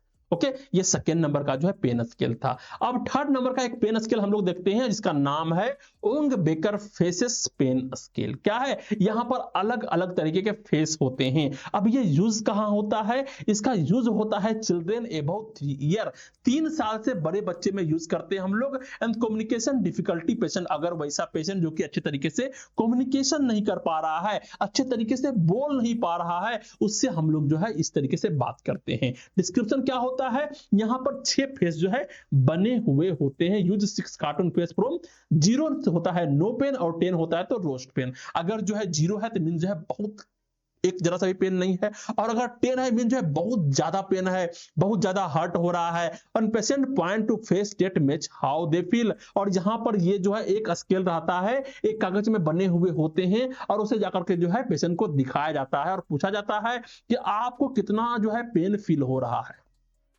ओके, उस हिसाब से जो है वो उंगली को धरता है, हमें 0 नो पेन हो रहा है, या फिर जो है हार्ट लिटिल बिट पेन हो रहा है, 4 दे रहा है तो मींस हार्ट लिटिल मोर और ज्यादा पेन हो रहा है, 6 है मींस जो है हार्ट इवन मोर बहुत ज्यादा पेन हो रहा है, 8 है कि हार्ट होल लोट मींस जो है मैं जो है सहा नहीं जा रहा है, 10 है हार्ट रोस्ट मींस जो है मींस अब तो मेरे को जो है मरने का मन कर रहा है, ऐसा जो है उसको फीलिंग आ रहा होता है। तो इस तरीके का पेन जो है देखने को मिलता है, और इसके आधार पर जो है वो अपने फिंगर को रखता है। And good for the paediatric ward and OPD, ये जो है ओपीडी में जानने के लिए या फिर पीडियाट्रिक वार्ड में जो है इसका यूज किया जाता है। And that is the Wong Baker faces pain scale. Okay, अब हम लोग नेक्स्ट चलते, और यहां पर हम लोग बात करने वाले हैं एक और तरीके के बारे में जिसका नाम है वास्ट विजुअल एनालॉग स्केल। क्या है जी, विजुअल एनालॉग स्केल। ये क्या होता है, ये यूज्ड होता है adult who can understand instruction, ऐसे एडल्ट जो कि इंस्ट्रक्शन को समझ सकते हैं, बोल सकते हैं। यहां पर डिस्क्रिप्शन दिया गया है, एक 10 सेंटीमीटर का स्ट्रेट लाइन होता है। क्या होता है जी, 10 सेंटीमीटर का स्ट्रेट लाइन होता है। लेफ्ट में 0 का मतलब होता है नो पेन, और एंड में 10 होता है जिसका मतलब होता है रोस्ट इमेजिनेबल पेन, मींस जो है एकदम बहुत ज्यादा पेन है जी। And patient mark their pain on the line, और जो पेशेंट होते हैं वो मार्क करते हैं कि हमें कितना पेन हो रहा है। Okay, nurse measure distance in centimetre and the pain score, और उसके हिसाब से क्या होता है, ये सबसे अच्छा होता है रिसर्च के लिए, क्रोनिक पेन के लिए, पोस्ट ऑपरेटिव पेन को जानने के लिए। मैं इसको थोड़ा सा जूम करता हूं और तुमको थोड़ा सा दिखाने का प्रयास करता हूं कि किस तरीके से यहां पर देखने को मिलता है। ओके, तो अगर तुम ध्यान से देखोगे तो यहां पर जो एक लाइन खींचा हुआ है, एक में नो पेन है, 1 2 से 3 में हो गया माइल्ड पेन, फिर जो है 3 4 5 में हो गया मॉडरेट पेन, फिर सीवियर पेन, फिर रोस्ट पेन पॉसिबल। उसी तरीके से जो है यहाँ पर एक लाइन खींचा हुआ है, उसी के हिसाब से अलग अलग हॉस्पिटल में जो है अलग अलग तरीके के होते हैं, लेकिन चीजें एक ही होती है, कंसेप्ट एक होता है। ओके, 0 हो गया नो पेन, 1 से 2 3 में हो गया डिस्कम्फर्टिंग है, 3 4 5 में हो गया डिस्ट्रेसिंग है, 5 6 7 में इंटेंस पेन है, 7 8 9 में अटेरली हॉरिएबल है, एंड 9 10 में unimaginable unspeakable means cancer pen जिसको हम लोग बोलते हैं। इस तरीके का पेन जो है यहां पर देखने को मिल रहा है। ओके, तो ये एक अच्छा स्केल है जिसके माध्यम से जो है एक ऐसे पेशेंट से हम लोग बात कर सकते हैं जिसको जो है हम लोग इंस्ट्रक्शन दे सकते हैं। अब हम लोग बात करते हैं 5th नंबर का, यहां पर एक और पेन स्केल के बारे में हम लोग बात करते हैं जिसका नाम है बिहेवियरल पेन स्केल। क्या नाम है जी इसका, इसका नाम है बिहेवियरल पेन स्केल, और ये यूज होता है critically ill ventilated non communicative adults, means वैसे पेशेंट जिससे जो है हम लोग बात ही नहीं कर सकते हैं, जो हमसे बात ही नहीं कर सकता है, आईसीयू वाले पेशेंट के बारे में हम लोग बात कर रहे हैं, उसका पेन का जो है इंटेंसिटी जानने के लिए। और यहां पर ऑब्जर्व करते हैं हम लोग पेशेंट के फेशियल एक्सप्रेशन को, अपर लिम्ब मूवमेंट को, and compliances with ventilation, mean जो है जो इंसान है अगर वो वेंटिलेशन में है, अगर उसको जो है वेंटिलेटर पर रखा गया है तो उसके साथ जो है क्या किसी तरीके का कॉम्प्लिकेशन भी आ रहा है, उन सभी चीज को हम लोग देखते हैं। ओके, इसको किस तरीके से करते हैं एक बार थोड़ा सा हम लोग यहाँ पर देखते हैं। अगर हम लोग यहाँ पर बात करते हैं, थोड़ा सा जूम करता हूँ, ठीक है, अगर इसको मैं जूम करता, जूम करने में अच्छा से नहीं आएगा, ठीक है। फेशियल एक्सप्रेशन क्या होगा एक बार थोड़ा सा देखो, मैं थोड़ा सा इसको अच्छे तरीके से कर रहा हूँ। फेशियल एक्सप्रेशन अगर हम लोग बात करते हैं, क्या उसका फेशियल एक्सप्रेशन जो है रिलैक्स्ड है, शांत है, या फिर पार्शियली टाइटेंड है, ब्रो लोअरिंग मीन जो है उसका जो क्या कहते हैं आईब्रो वगैरह है वो थोड़ा नीचे है, मीन टाइट किया हुआ है अपने चेहरे को, या फिर फुल्ली टाइटेंड है, आईलिड क्लोज मीन आई को जो है कस के बांधा हुआ है और इस तरीके से कर रहा है कि दर्द हो रहा है, दर्द हो रहा है, ठीक है। ग्रिमसिंग किए हुए, दांत को खींचे हुए हैं, तो इस तरीके से यहाँ पर स्कोर देंगे। अगर रिलैक्स है तो 1 है, अगर पार्शियली टाइटन ब्रो को लोअरिंग किए हुए तो 2 देंगे, फुल्ली टाइटन है तो 3 देंगे, एंड ग्रिमसिंग किए हुए तो 4 देंगे। ओके यहां पर हम लोग सबसे पहले उसके फेशियल एक्सप्रेशन को देखेंगे। नेक्स्ट है अपर लिम्स। अपर लिम्स क्या होता है? ये हो गया हमारे दोनों हाथ, नो मूवमेंट, हाथ में किसी तरीके का मूवमेंट नहीं है, शांत है, मींस वन देंगे यहां पर, पार्सली बेंड कर रहा है, हल्का हल्का जो है मूवमेंट कर रहा है, हल्का हल्का सा, तो टू देंगे यहां पर, या फिर फुल्ली बेंड कर रहा है, फिंगर को फ्लेक्शन कर रहा है, मींस जो है हाथ हम इस तरीके से किए हुए, कस करके एकदम चीरे हुए है, पूरा उंगली को इस तरह फैलाए हुए है, यहां पर हम लोग 3 देंगे। एंड परमानेंटली रिट्रैक्टेड है, मींस पूरे तरीके से हाथ को चितार दिया है, फैलाए हुए है, एकदम कस के, एकदम उंगली भी एकदम खिंचाया हुआ है, वहां पर हम लोग 4 देंगे, मींस बहुत ज्यादा पेन है। ओके फिर यहाँ पर होता है कंप्लेंसेस विद वेंटिलेशन, मीन जो वेंटिलेशन में पेशेंट है उसके साथ किस तरीके का जो है कॉम्प्लिकेशन देखने को मिल रहा है। टॉलरेटिंग मूवमेंट है, मींस मूवमेंट को वो टॉलरेट कर पा रहा है, आप ठीक है वहां पे अच्छा से है तो वहां पर 1 देते हैं। Coughing but tolerating ventilation for most of the time, ठीक है यहाँ पर जो है जो पेशेंट है उसको कफिंग आ रहा है लेकिन जो है वो बार बार जो है वेंटिलेशन को टॉलरेट कर रहा है, अधिकतर टाइम जब बार बार जो है उसको खोलने का प्रयास कर रहा है तो वहां पर सेकेंड देंगे। या फिर फाइटिंग वेंटिलेटर, मीन जो है वो कोशिश कर रहा है किसी तरीके से जो है हम लोग वेंटिलेटर को हटा दे वहां पर, तो वहां पर हम लोग 3 देंगे। And unable to control ventilation, mean जो है वो वेंटिलेशन को अच्छे तरीके से कंट्रोल ही नहीं कर पा रहा है, पूरे तरीके से उछल कूद मचा रहा है, या फिर मेरे को छोड़ दो, ये कर दो, वो कर दो, यहां पर हम लोग 4 देंगे कि इसको जो है बहुत ज्यादा पेन है। तो total score can range from the 3 to 12, mean जो है अगर 3 है तो यहां पर जो है पेन नहीं है, और अगर जो है 12 तक जाता है तो बहुत ज्यादा पेन है। ओके टोटल स्कोर क्या हो गया? टोटल स्कोर हो गया 3 to 12। Higher score more severe pain used in ICU and post operative ventilation and sedation monitoring, ठीक है वैसे पेशेंट जो कि आईसीयू में है, जो पोस्ट ऑपरेटिव वार्ड में है, मीन जो है सर्जरी होकर के जो है वो एक अलग वार्ड में रखा गया है, वेंटिलेशन में है पेशेंट, या पर जो है सेडेशन में पेशेंट, तो ऐसे पेशेंट में जो है हम लोग सिर्फ 3 चीज को ही देखते हैं। पहला हो गया फेशियल एक्सप्रेशन, सेकंड हो गया अपर लिम्ब का मूवमेंट, लोअर वाले लिम्ब नहीं, अपर लिम्ब का मूवमेंट, एंड थर्ड हो गया कंप्लेंसेस विद वेंटिलेशन। ओके अब हम लोग नेक्स्ट चलते हैं, यहां पर हम लोग बात करने वाले हैं नेक्स्ट टॉपिक के बारे में जहां पर है पेन मैनेजमेंट। अभी तक हम लोगों ने देखा कि किस किस तरीके से असेसमेंट करते हैं और बहुत सारे पेन स्केल के बारे में हम लोगों ने जानने का प्रयास किया। पेन मैनेजमेंट क्या होता है? तो पेन मैनेजमेंट का मतलब होता है कि हम लोगों को क्या करना है, पेन को अब कम करना है, किस किस मेथड से करना है उसके बारे में हम लोग तो देखेंगे ही। तो यहां पर पेन मैनेजमेंट का मतलब हुआ कि हम लोग पेन को मैनेजमेंट करेंगे, सही करेंगे, और यहां पर 2 तरीके अपनाए जाते हैं। पहला तरीका हो गया non pharmacological pain management, means जहां पर जो है हम लोग दवाई दारू का यूज नहीं करेंगे, और नेक्स्ट होता है फार्माकोलॉजिकल पेन मैनेजमेंट, मींस जो है जहां पर हम लोग इंजेक्शन का यूज करेंगे, जहां हम लोग मेडिसिन का यूज करेंगे। ओके उसी चीज को जो है यहां पर दिखाया गया है कि एक इंसान है जो कि जो है मसाज करवा रहा है, एक्सरसाइज कर रहा है, रेस्ट ले रहा है, नहा रहा है, सुई चुभाए हुए है, ओम ओम चिल्ला रहा है। ओके तो जो भी चीजें कर रही है यहां पर इसके माध्यम से that's all are the non pharmacological. और ये फार्माकोलॉजिकल क्या हो गया भाई, यहाँ पर इंजेक्शन ले रहा है, यहाँ पर जो है अलग अलग तरीके के थेरेपीज ले रहे हैं, तो इसके माध्यम से जो है फार्माकोलॉजिकल ट्रीटमेंट दिया जा रहा है। तो that's all are the pain management. अब हम लोग बात करने वाले हैं एक एक करके सारे को। तो सबसे पहले हम लोग यहां पर देखते हैं non pharmacological pain management, means यहां पर अभी हम लोग जो है मेडिसिन का यूज ना करने वाले हैं। ओके तो सबसे पहले यहां पर हमें देखने को मिल रहा है यूज्ड टू रिलीव रिड्यूस और प्रिवेंट पेन विदाउट मेडिकेशन। हम लोग जो है यहां पर पेन को जो है रिड्यूस करने का काम करेंगे लेकिन बिना मेडिसिन का। और यहां पर हमारा गोल क्या होगा, हमारा जो मेन गोल होगा increase relaxation and reduce stress. हमारे को जो है मेन उद्देश्य क्या होता है, उस इंसान के स्ट्रेस को रिड्यूस कर दो और उस इंसान को जो है रिलैक्स कर दो, अपने आप पेन जो है चला जाएगा। ओके तो यहां पर जो सबसे पहले हम लोग को देखने को मिल रहा है वो है डिस्ट्रैक्शन। क्या है जी, जिसका नाम है डिस्ट्रैक्शन। क्या मतलब क्या होता है, अगर कोई इंसान जो है बार बार अपने पेन पे फोकस कर रहा है तो अगर उसके माइंड को थोड़ा सा डिस्ट्रैक्ट कर दो, दूसरी जगह पर लेके चले जाओ तो उसका पेन जो है अपने आप थोड़ा सा कम हो जाता है। तो shift the patient focus away from the pain toward the another activity. दूसरी एक्टिविटी में जो है पेशेंट के फोकस को शिफ्ट कर देने हैं। इस कारण से क्या होता है, इंसान जो है पेन के परसेप्शन को रिड्यूस करवा पाता है। ओके अगर तुम इस पिक्चर को देख रहे होगे ध्यान से तो यहाँ पर क्या हो रहा है, यहाँ पर एक नर्स है जो कि जो है बच्चे के ध्यान को जो है भटका रहा है, मींस उसके हाथ में पेन हो रहे होंगे। तो यहाँ पर अलग अलग तरीके के पिक्चर्स दिखाए जा रहे हैं ताकि जो है वो बच्चा जो है उस पिक्चर में इंटरेस्ट लेना शुरू कर दे और इस आधार पर जो है उस बच्चे का पेन जो है थोड़ा सा कम हो जाए।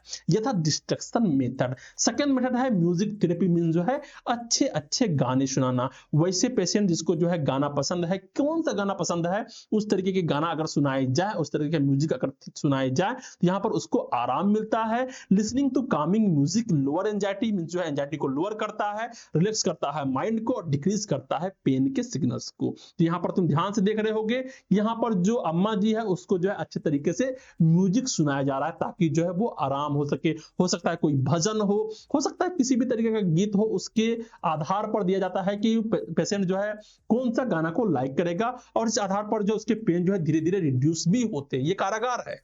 ओके, अब यहाँ पर जो नेक्स्ट देखने को मिल रहा है वो है वीडियो गेम्स। अब बच्चे हो गए, उसको वीडियो गेम्स खेलना है। अगर वो वीडियो गेम्स को खेलेंगे तो वहां पर उसका दिमाग जो है भटक जाएगा और उसके आधार पर जो है उसे हेल्प मिलता है पेन रिड्यूस करने में। तो इंगेज करता है टेंशन को, स्टिमुलेट करता है ब्रेन को, helping reduce awareness of pain specially in the children. Okay, ये बच्चा जो है यहाँ पर गेम खेल रहा है। नेक्स्ट यहाँ पर टीवी सीरीज हो गया या फिर मूवीज हो गए, अगर बच्चे जो है इसको देखने में इंगेज हो जाते हैं तो यहाँ पर भी क्या होता है कि यहाँ पर जो है उसके माइंड बिजी हो जाता है क्या चीज करने में, टीवी सीरीज को देखने में, मूवीज को देखने में, और यहाँ पर जो है पेनफुल सेंसेशन जो है कम हो जाते हैं, रिड्यूस हो जाते हैं और माइंड जो है कहीं और जो है बिजी हो जाता है। ओके, अब एक और यहाँ पर देखने को मिल रहा है वो है गाइडेड इमेजिनरी। ये क्या है जी?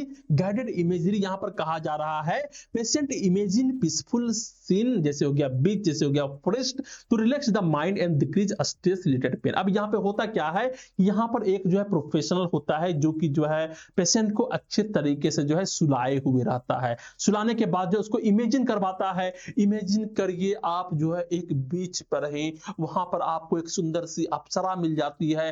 वो बंदा जो है आंख बंद करके सोच रहा है कि बीच में जो है एक अप्सरा हमको दिखाई दे रहा है, क्या सुंदर है यार, मतलब पागल हो गया है। तो क्या होता है, उसका दिमाग भी जो है अलग तरीके से भटकता है और वहां पर वो अपने पेन पर ज्यादा फोकस नहीं कर पाता है।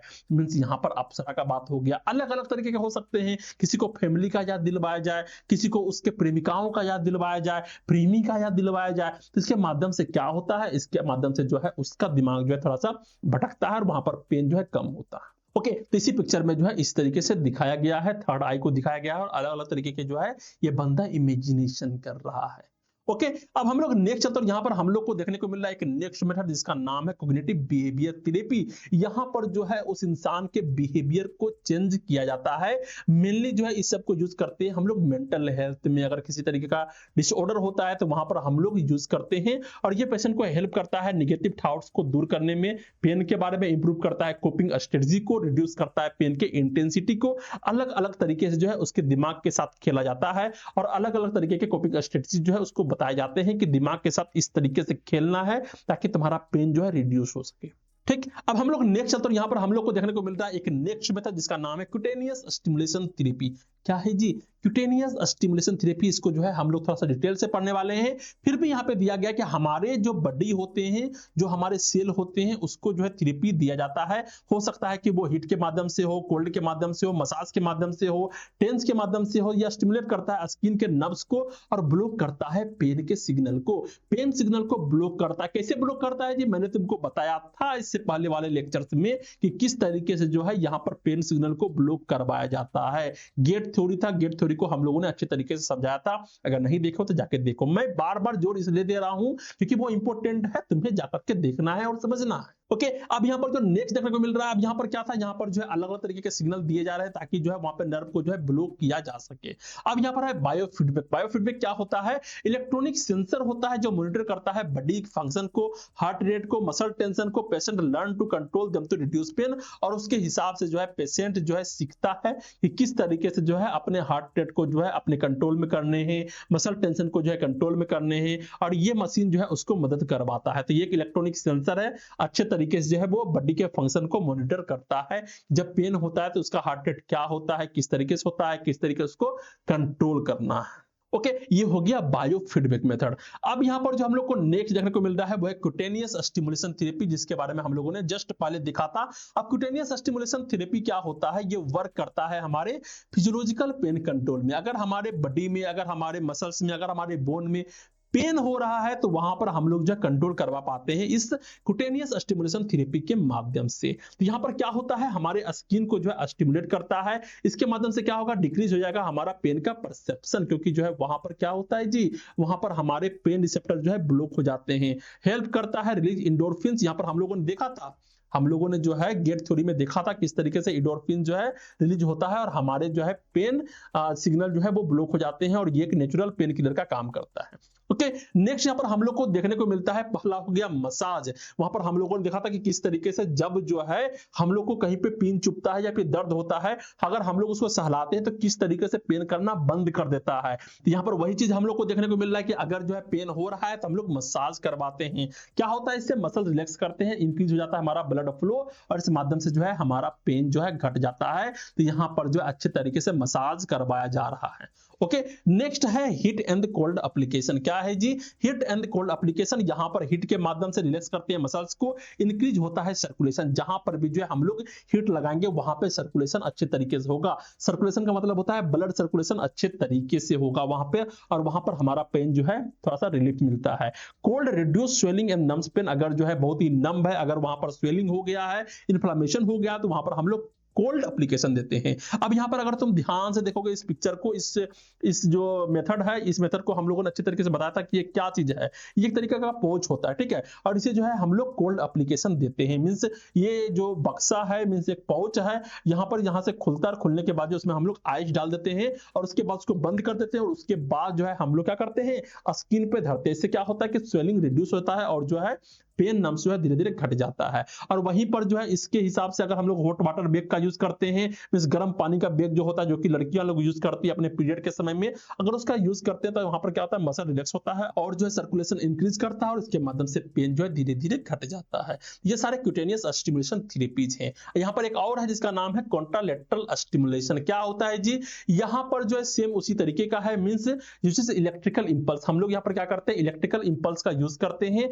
जो कि opposite side of the painful area में यूज किया जाता है। Provide pain relief when direct stimulation is not possible. ठीक है, अगर जो है हम लोग डायरेक्ट जो है उसको स्टिमुलेशन नहीं कर सकते हैं, अगर जो है हो सकता है कि अगर हमारे इस एरिया में जो है दर्द हो रहा है तो यहाँ पर हम लोग मसाज कर देंगे, ठीक है, लेकिन इसके अंदर वाले एरिया में अगर जो है दर्द हो रहा है, जो कि जो है अंदर वाले मसल्स में दर्द हो रहा है, तो वहां पर हम लोग सीधे मसाज नहीं कर सकते हैं। तो वहां पर इलेक्ट्रिकल इंपल्स दिए जाते हैं ताकि जो है वहां पर पेन इंपल्स को जो है धीरे धीरे ब्लॉक किया जा सके, और ये कॉन्ट्रालेटरल स्टिमुलेशन के माध्यम से जो है वहां पर पेन को रिलीफ दिलवाया जाता है। ओके, तो ये भी जो एक बहुत अच्छा मेथड है, लेकिन थोड़ा सा कॉस्टली मेथड है।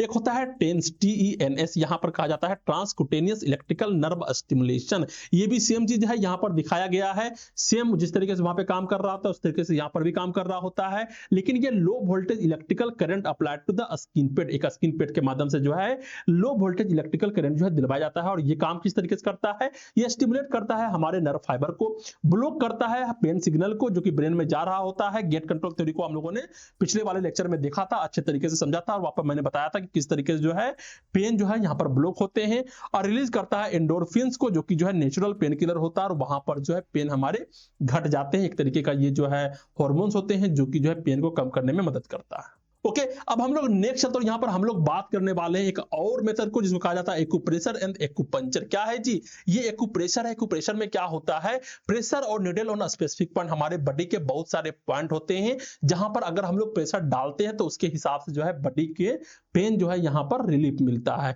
इंप्रूव करता है हमारे एनर्जी फ्लो को, रिड्यूस करता है पेन सेंसेशन को। अगर मैं इसको जूम करता हूं, थोड़ा सा मैं तुमको दिखाने का प्रयास करता हूं, तो बॉडी के अलग अलग हिस्से होते हैं, हो सकते हैं ये हाथ हो गया, तो हाथ में भी जो है बहुत सारे एक्यूप्रेशर पॉइंट होते हैं। इधर जो सिर के पीछे हो गया, यहाँ पे एक्यूप्रेशर पॉइंट होते हैं, यहाँ भी होते हैं, ठीक है। तो बॉडी के अलग अलग हिस्से में जो है अलग अलग जो है एक्यूप्रेशर पॉइंट होते हैं। अगर मैं उसको अच्छे तरीके से दबाता हूं तो बहुत सारे पेन जो है धीरे धीरे रिलीफ हो जाते हैं। तो वहां पर सीखना होता है कि कौन से पॉइंट को जो है कौन से ऑर्गन के लिए दबाना है। ओके, अब ये एक और तरीका होता है जहां पर तुम देख रहे हो कि बॉडी के अलग अलग पार्ट होते हैं, अलग अलग नर्व्स के एरिया होते हैं जहां पर पेन को चुभाया जा रहा है, और इसको चुभाने के हिसाब से जो है यहाँ पर पेन को कंट्रोल किया जाता है।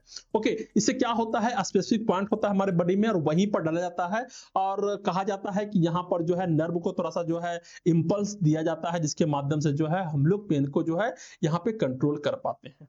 ओके, अब हम लोग नेक्स्ट चैप्टर यहाँ पर हम लोग को देखने को मिल रहा है आरओएम एक्सरसाइज। क्या है जी? ROM exercise, range of motion exercise. Mean अपने हाथ को अपने पैर को जो है अच्छे तरीके से एक्सरसाइज करवाना। ये स्टिफनेस प्रिवेंट करता है, मीन्स पैर जाम पड़ गया है वो सब नहीं होने देता है। इंप्रूव करता है मोबिलिटी को। अगर जो है तुम लोग एक्सरसाइज करते होगे तो अगर जो है हल्का सा एक्सरसाइज के, थोड़ा बहुत हैवी एक्सरसाइज नहीं, मीन जाग चले गए अचानक से हम लोग जिम में और जो है 20 kg का डंबल लेकर के मारना शुरू कर दिए तो तुम्हें दर्द होगा। लेकिन अगर हल्का फुल्का एक्सरसाइज करते हैं, हाथ पैर को ऊपर नीचे करते हैं, पैर को इधर उधर कर रहे हैं, फ्लेक्शन कर रहे हैं, स्टेक्शन कर रहे हैं, एबडक्शन कर रहे हैं, एडक्शन कर रहे हैं, रोटेशन कर रहे हैं, अगर इस तरीके करते हैं तो तुम्हें जो है बहुत ही आराम मिलता होगा। तुम्हारे बॉडी में जो है बहुत अच्छा जो है एहसास हो रहा होगा कि तुम्हारा जो पेन है वो थोड़ा थोड़ा रिलीफ हो गया है। ओके, ये कॉमन सेंस है, तुमको भी जो है अपने बॉडी में देखने को मिलता होगा। नेक्स्ट यहाँ पर हम लोग को देखने को मिल रहा है immobilisation and comfortable positioning.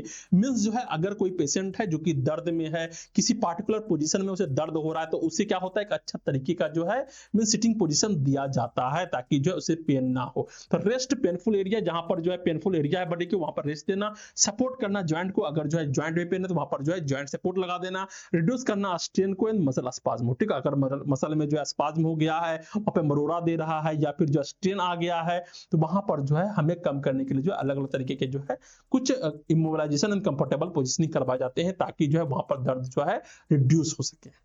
Okay, तो ये सारे जो है तरीके हैं जिसके माध्यम से जो है पेन को हमें कम कराना होता है। अब नेक्स्ट यहाँ पर है फार्माकोलॉजिकल पेन मैनेजमेंट। मींस जो है अब जो है हम लोग पेन मैनेजमेंट करेंगे वो फार्माकोलॉजिकल मेथड से करेंगे। मींस यहाँ पर हम लोग दवाई का यूज करने वाले हैं। तो यहाँ पर जब हम लोग बात करते हैं तो सबसे पहले कहा जा रहा है use of medicine to treatment. यहाँ पर हम लोग जो है पेन को ट्रीट करने के लिए मेडिसिन का यूज करेंगे और यहाँ पर 3 तरीके का मेडिसिन का यूज होगा। कौन कौन होगा? पहला होगा नॉन ओपियोइड्स, सेकेंड होगा ओपियोइड्स, थर्ड होगा को एनाल्जेसिक एडजुवेंट ड्रग्स। ओके, अब जो क्या है कि हो सकता है कि तुमको फार्माकोलॉजी थोड़ा सा भी नहीं आता है, मैं मान के यही चलता हूं कि तुम्हें ABCD भी नहीं आता है, फार्माकोलॉजी का जो है PH भी नहीं आता है, कोई बात नहीं, आगे चलोगे तो धीरे धीरे करके जो है तुम सीख जाओगे। अब यहाँ पर क्या है, WHO जो है एक एनाल्जेसिक लेडर दिया था, 3 स्टेप मॉडल। थोड़ा सा जो है तुमको लग रहा होगा कि सर क्या पढ़ाने लग गए आप। ओके, तो बहुत ही हल्का है, एकदम ज्यादा दिमाग नहीं लगाना है, बस थोड़ा सा दिमाग को शांत रखो, जस्ट शांत रखो, थोड़ा सा समझने का प्रयास करो। ये यूज होता है कैंसर पेन के लिए but applicable to all chronic pain. ठीक है, ये सारे क्रोनिक पेन में जो है यूज किए जाते हैं। WHO means world health organisation के द्वारा जो है ये एनाल्जेसिक लेडर दिया गया है। लेडर क्या है जी? लेडर का मतलब होता है सीडी, एनाल्जेसिक का मतलब होता है वैसा मेडिसिन जो कि जो है पेन को कम कर सके। यहाँ पर 3 स्टेप मॉडल है। कौन सा मॉडल है जी? 3 स्टेप मॉडल है। अगर जो है तो मैं इसको जूम करता हूं, अगर तुम ध्यान से देखते हो तुम्हें समझ में आएगा कि ये एक सीढ़ी है। क्या है जी? ये एक सीढ़ी है और यहां पर सबसे पहला होता है स्टेप 1। अगर पेन कर रहा है तो नॉन ओपियोइड्स एनाल्जेसिक देते हैं, एडजुवेंट देते हैं। ठीक है, नॉन ओपियोइड्स एनाल्जेसिक क्या होता है इसके बारे में बाद में बात करेंगे, पहले इस पिक्चर को समझो जी।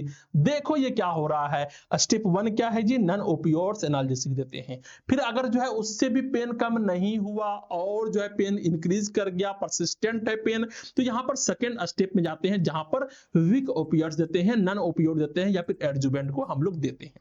ओके, ये मेडिसिन के टाइप है। अभी जो है मैं तुमको फार्माकोलॉजी नहीं पढ़ा रहा हूं, फिर बाद में मैं जो है फार्माकोलॉजी भी शुरू करूंगा अच्छे से शुरू से लास्ट तक, लेकिन अभी पहले इसको समझो। फिर नेक्स्ट स्टेप 3 जहां पर जो है परसिस्टेंट और इंक्रीजिंग पेन। अगर जो है तब भी पेन रिड्यूस नहीं हो रहा है, बहुत ही क्रोनिक पेन है, पेन इंक्रीज कर रहा है, तो वहां पर स्ट्रॉन्ग ओपियोइड्स देते हैं, नॉन ओपियोइड्स का भी यूज करते हैं, एडजुवेंट का भी यूज करते हैं और इसके माध्यम से जो है पेन को घटाया जाता है। ओके, तो ये एक सीरीज है जहां पर जो है 3 स्टेप दिए गए हैं। मींस हल्का वाले पेन में कौन सा देना है, अगर उससे भी पेन रिलीफ नहीं हुआ तो कौन सा देना है, अगर उस सबसे भी जो है पेन रिलीफ नहीं होता है तो कौन सा देना है। तो 3 स्टेप में जो है यहाँ पर मेडिसिन दिए जाते हैं। ओके, अब यहाँ पर हम लोग चलते और यहाँ पर हम लोग देखते हैं सबसे पहला स्टेप जो कि है माइल्ड पेन। माइल्ड पेन में क्या होगा, अगर हम लोगों ने जो है पेन का असेसमेंट किया है और पेन असेसमेंट में हमें देखने को मिलता है 1 to 3/10, मींस 10 में जो है 1 to 3 ही जो है हमें देखने को मिल रहा है, तो यहाँ पर हम लोग नॉन ओपियोइड्स का यूज करते हैं। अब नॉन ओपियोइड्स क्या होता है? Medicine that reduce pain without using opioids action. Opioids क्या होता है? यहाँ पे हल्का हल्का सा बेहोशी आना शुरू हो जाता है, हल्का हल्का सा सेडेशन आना शुरू हो जाता है ओपियोइड जब देते हैं। लेकिन यहाँ पर जो है अगर हमें पेन को कम करवाना है, रिड्यूस करवाना है, लेकिन हमें ओपियोइड्स एक्शन का यूज नहीं करना है and do not cause addiction. और यहाँ पर जो है ओपियोइड्स क्या होता है कि जब हम लोग ओपियोइड्स देते हैं तो यहाँ पर इंसान को आदत लग जाता है, ठीक है, लत लग जाता है, ड्रग्स होते हैं ना, तो यहाँ पर हमें जो है आदत भी नहीं लगवाना है और हमें जो है उसे जो है बिना लत लगवाए हुए जो है हमें मेडिसिन देने हैं, तो नॉन ओपियोइड्स दिए जाते हैं, जैसे हो गया पैरासीटामोल। ओके, तुम लोग को अच्छे तरीके से पता होगा पैरासीटामोल क्या होता है। फिर आता है एनएसएड्स जो है NSAIDs भी बोलते हैं इसको, आइबुप्रोफिन हो गया, एस्प्रिन हो गया, डेक्लोफेनेक हो गया, ये सारे जो है नॉन ओपियोइड्स हैं। अगर थोड़ा बहुत पेन हो गया है, सर दर्द हो गया है, शरीर में पेन हो रहा है, तो ये सब दिए जाते हैं। ओके, में एड को एनाल्जेसिक इपिनेटर अगर जो है यहाँ पर और थोड़ा सा देना है तो यहाँ पर हम लोग को एनाल्जेसिस का यूज कर सकते हैं, जैसे हो गया एंटी डिप्रेसेंट का यूज करते हैं, एंटी कन्वल्सेंट का यूज करते हैं। अगर पेन फिर भी कंटिन्यू है तो गो टू स्टेप 2। अगर जो है ये सब देने के बाद भी जो है पेन हो रहा है, पेन कम नहीं हो रहा है, तो हम लोग जाएंगे सेकेंड वाले स्टेप में। किसमें? मॉडरेट पेन उस इंसान को हो रहा है, 4 to 6 पॉइंट उसको मिला है, यहाँ पर जो है हम लोग यूज करते हैं वीक ओपियोइड्स को। किसको यूज करते हैं जी? वीक ओपियोइड्स को यूज करते हैं। एलोन कर सकते हैं, मींस सिर्फ जो है वीक ओपियोइड्स देते हैं, या फिर जो है नॉन ओपियोइड्स के साथ जो है मिला के देते हैं, मींस इसको भी दे रहे हैं और इसको भी दे रहे हैं, पैरासीटामोल भी दे रहे हैं और ये वाला भी दे रहे हैं। ओके, तो ये क्या होता है वीक ओपियोइड्स? ये होता है medicine that relieve moderate pen, ये जो है मॉडरेट पेन को रिलीव करता है। And have mild opioids mean narcotic action, यहां पर उसको हल्का हल्का बेहोशी देखने को मिलता है, नींद आना शुरू हो जाता है, with lower risk of addiction compare to strong opioids. Strong opioid जो होते हैं उसका हाई लेवल ऑफ एडिक्शन होता है, मींस आदत लग जाता है, लत लग जाता है, लेकिन इसका भी लत लगता है, लेकिन उतना बड़ा लेवल पर नहीं लगता है, हल्का हल्का लगता है, जैसे हो गया ट्रामाडोल, जैसे हो गया क्वेडिन, जैसे हो गया हाइड्रोकोडोन, ये सारे जो है वीक ओपियोइड्स हैं। ओके, और यहां पर हम लोग साथ में जो है कोएनाल्जेसिक भी दे सकते हैं। कोएनाल्जेसिक क्या है? एंटी डिप्रेसेंट हो गया, एंटी कन्वल्सेंट हो गया। ओके, लेकिन ये सारे मेडिसिन देने के बाद भी जो है उस इंसान का दर्द कम ना हो रहा है, क्या नहीं हो रहा है? दर्द कम ना हो रहा है जी, तो हम लोग चले जाएंगे सेकंड वाले स्टेप में। और यहां पर जो उस इंसान को सीवियर पेन हो रहा है, बहुत ही कस के पेन हो रहा है, 7 to 10 पहुंच गया है इन द 10, तो यहां पर हम लोग यूज करते हैं स्ट्रांग ओपियोइड्स का। यहां पर ATC around the clock doses के हिसाब से हम लोग जो है इसको मेडिसिन देते हैं, मींस सोने से पहले देते हैं। Medicine use to treat severe pain, ये जो मेडिसिन है ओपियोइड्स, ये जो है सीवियर पेन को ट्रीट करने के लिए यूज किया जाता है with strong narcotic opioids action, mean जो यहां पर इंसान को जो है बेहोशी आना शुरू होता है, नींद आना शुरू होता है, और यहां पर हाइयर रिस्क होता है डिपेंडेंस का, मीन जो है इंसान इस पर डिपेंड कर जाता है, अगर वो नहीं खाएगा तो दर्द कम ही नहीं होता है। ओके, अब इसके कुछ एग्जांपल हो गए, जैसे हो गया मोर्फिन, जैसे हो गया फेंटेनाइल, जैसे हो गया ऑक्सीकोडोन, जैसे हो गया हाइड्रोमोर्फोन, जैसे हो गया मेथाडोन, तो ये सारे क्या हो गए? ये सारे जो है स्ट्रांग ओपियोइड्स हो गए। और यहाँ पर जो है नॉन ओपियोइड्स एंड कोएनाल्जेसिक के साथ भी मिला करके दिया जाता है, ताकि जो है उतना ज्यादा भी लत ना लगे। ठीक है, तो ये 3 लीडर्स हैं, ये एक अच्छा तरीका है। पहले माइल्ड पेन में कौन सा मेडिसिन का यूज किया जाता है? नॉर्मली हम लोग क्या करते हैं, जो कि नॉर्मली पेन होता है, बॉडी का पेन होता है, तो वहां पर हम लोग जो है पैरासीटामोल ले लिए, आइबुप्रोफिन हो गया, तो बहुत सारा में जो है पैरासीटामोल प्लस आइबुप्रोफिन जो है मिल के आता है, जैसे हो गया फ्रैक्शन MR, जैसे हो गया डोलो। डोलो क्या हो जाता है? डोलो हो जाता है पैरासीटामोल। ओके, तो ये हो गया हमारा नॉन ओपियोइड्स। उसके बाद वीक ओपियोइड्स होता है, उसके बाद जो है स्ट्रांग ओपियोइड्स देखने को मिलते हैं। ओके, अब हम लोग नेक्स्ट चलते हैं। यहाँ पर हम लोग को देखने को मिल रहा है एक नेक्स्ट टॉपिक, जिसका नाम है सुपर सिंपल समरी। अब इस सभी को जो है हम लोग समराइज किए हैं। तो नॉन फार्माकोलॉजिकल में क्या होता है? रिलैक्स करता है माइंड को, स्टिमुलेट करता है स्किन को, रिड्यूस करता है स्ट्रेस को, music distraction, CBT massage. CBT क्या हो गया जी? Cognitive behavioural therapy. मसाज दिए, कोल्ड हिल्ट जो है यहाँ पर थेरेपी देते हैं। टेंस का यूज करते हैं हम लोग, एक्यूप्रेशर का काम करते हैं, ROM एंड इमोबिलाइजेशन, ये सारे यूज करते हैं। That's all are the coming under the non pharmacological management. और फार्माकोलॉजिकल मैनेजमेंट में क्या हो गया? पहला हो गया नॉन ओपियोइड, सेकंड हो गया वीक ओपियोइड, थर्ड हो गया strong opioid plus adjuvant. Okay, तो आज के लेक्चर में हम लोगों ने अच्छे तरीके से देखा पेन कितने टाइप के होते हैं, उसके इंट्रोडक्शन के बारे में भी थोड़ा सा देखा था। उसके बाद हम लोगों ने देखा कि किस किस तरीके के पेन होते हैं। उसके बाद हम लोगों ने देखा कि मैनेजमेंट किस तरीके से करना होता है, असेसमेंट किस तरीके से करना होता है, कौन कौन से ऐसे टूल हैं जिसके माध्यम से हम लोग पेन का असेसमेंट करते हैं। इन सभी के बारे में हम लोगों ने डिटेल से समझने और पढ़ने का प्रयास किया। ओके, ये लेक्चर तुमको कैसा लगा, कितना समझ में आया, कितना समझ में नहीं आया, कौन से क्वेश्चन रह गए हैं, उन सभी को नीचे क्या करना है जी? उन सभी को नीचे जो है कमेंट करना है, क्योंकि यही कमेंट जो है हमें मोटिवेशन देता है अच्छे तरीके से लंबे लेक्चर बनाने के लिए। ओके, और क्या करना है? वीडियो को लाइक करो, शेयर करो अपने वैसे दोस्तों को, जिसको जो है पढ़ना है, जिसको नहीं पढ़ना है उसको भी शेयर करो, और पढ़ने के लिए बोलो। और यहाँ पर क्या करना है? चैनल को सब्सक्राइब करना है। Okay, thank you.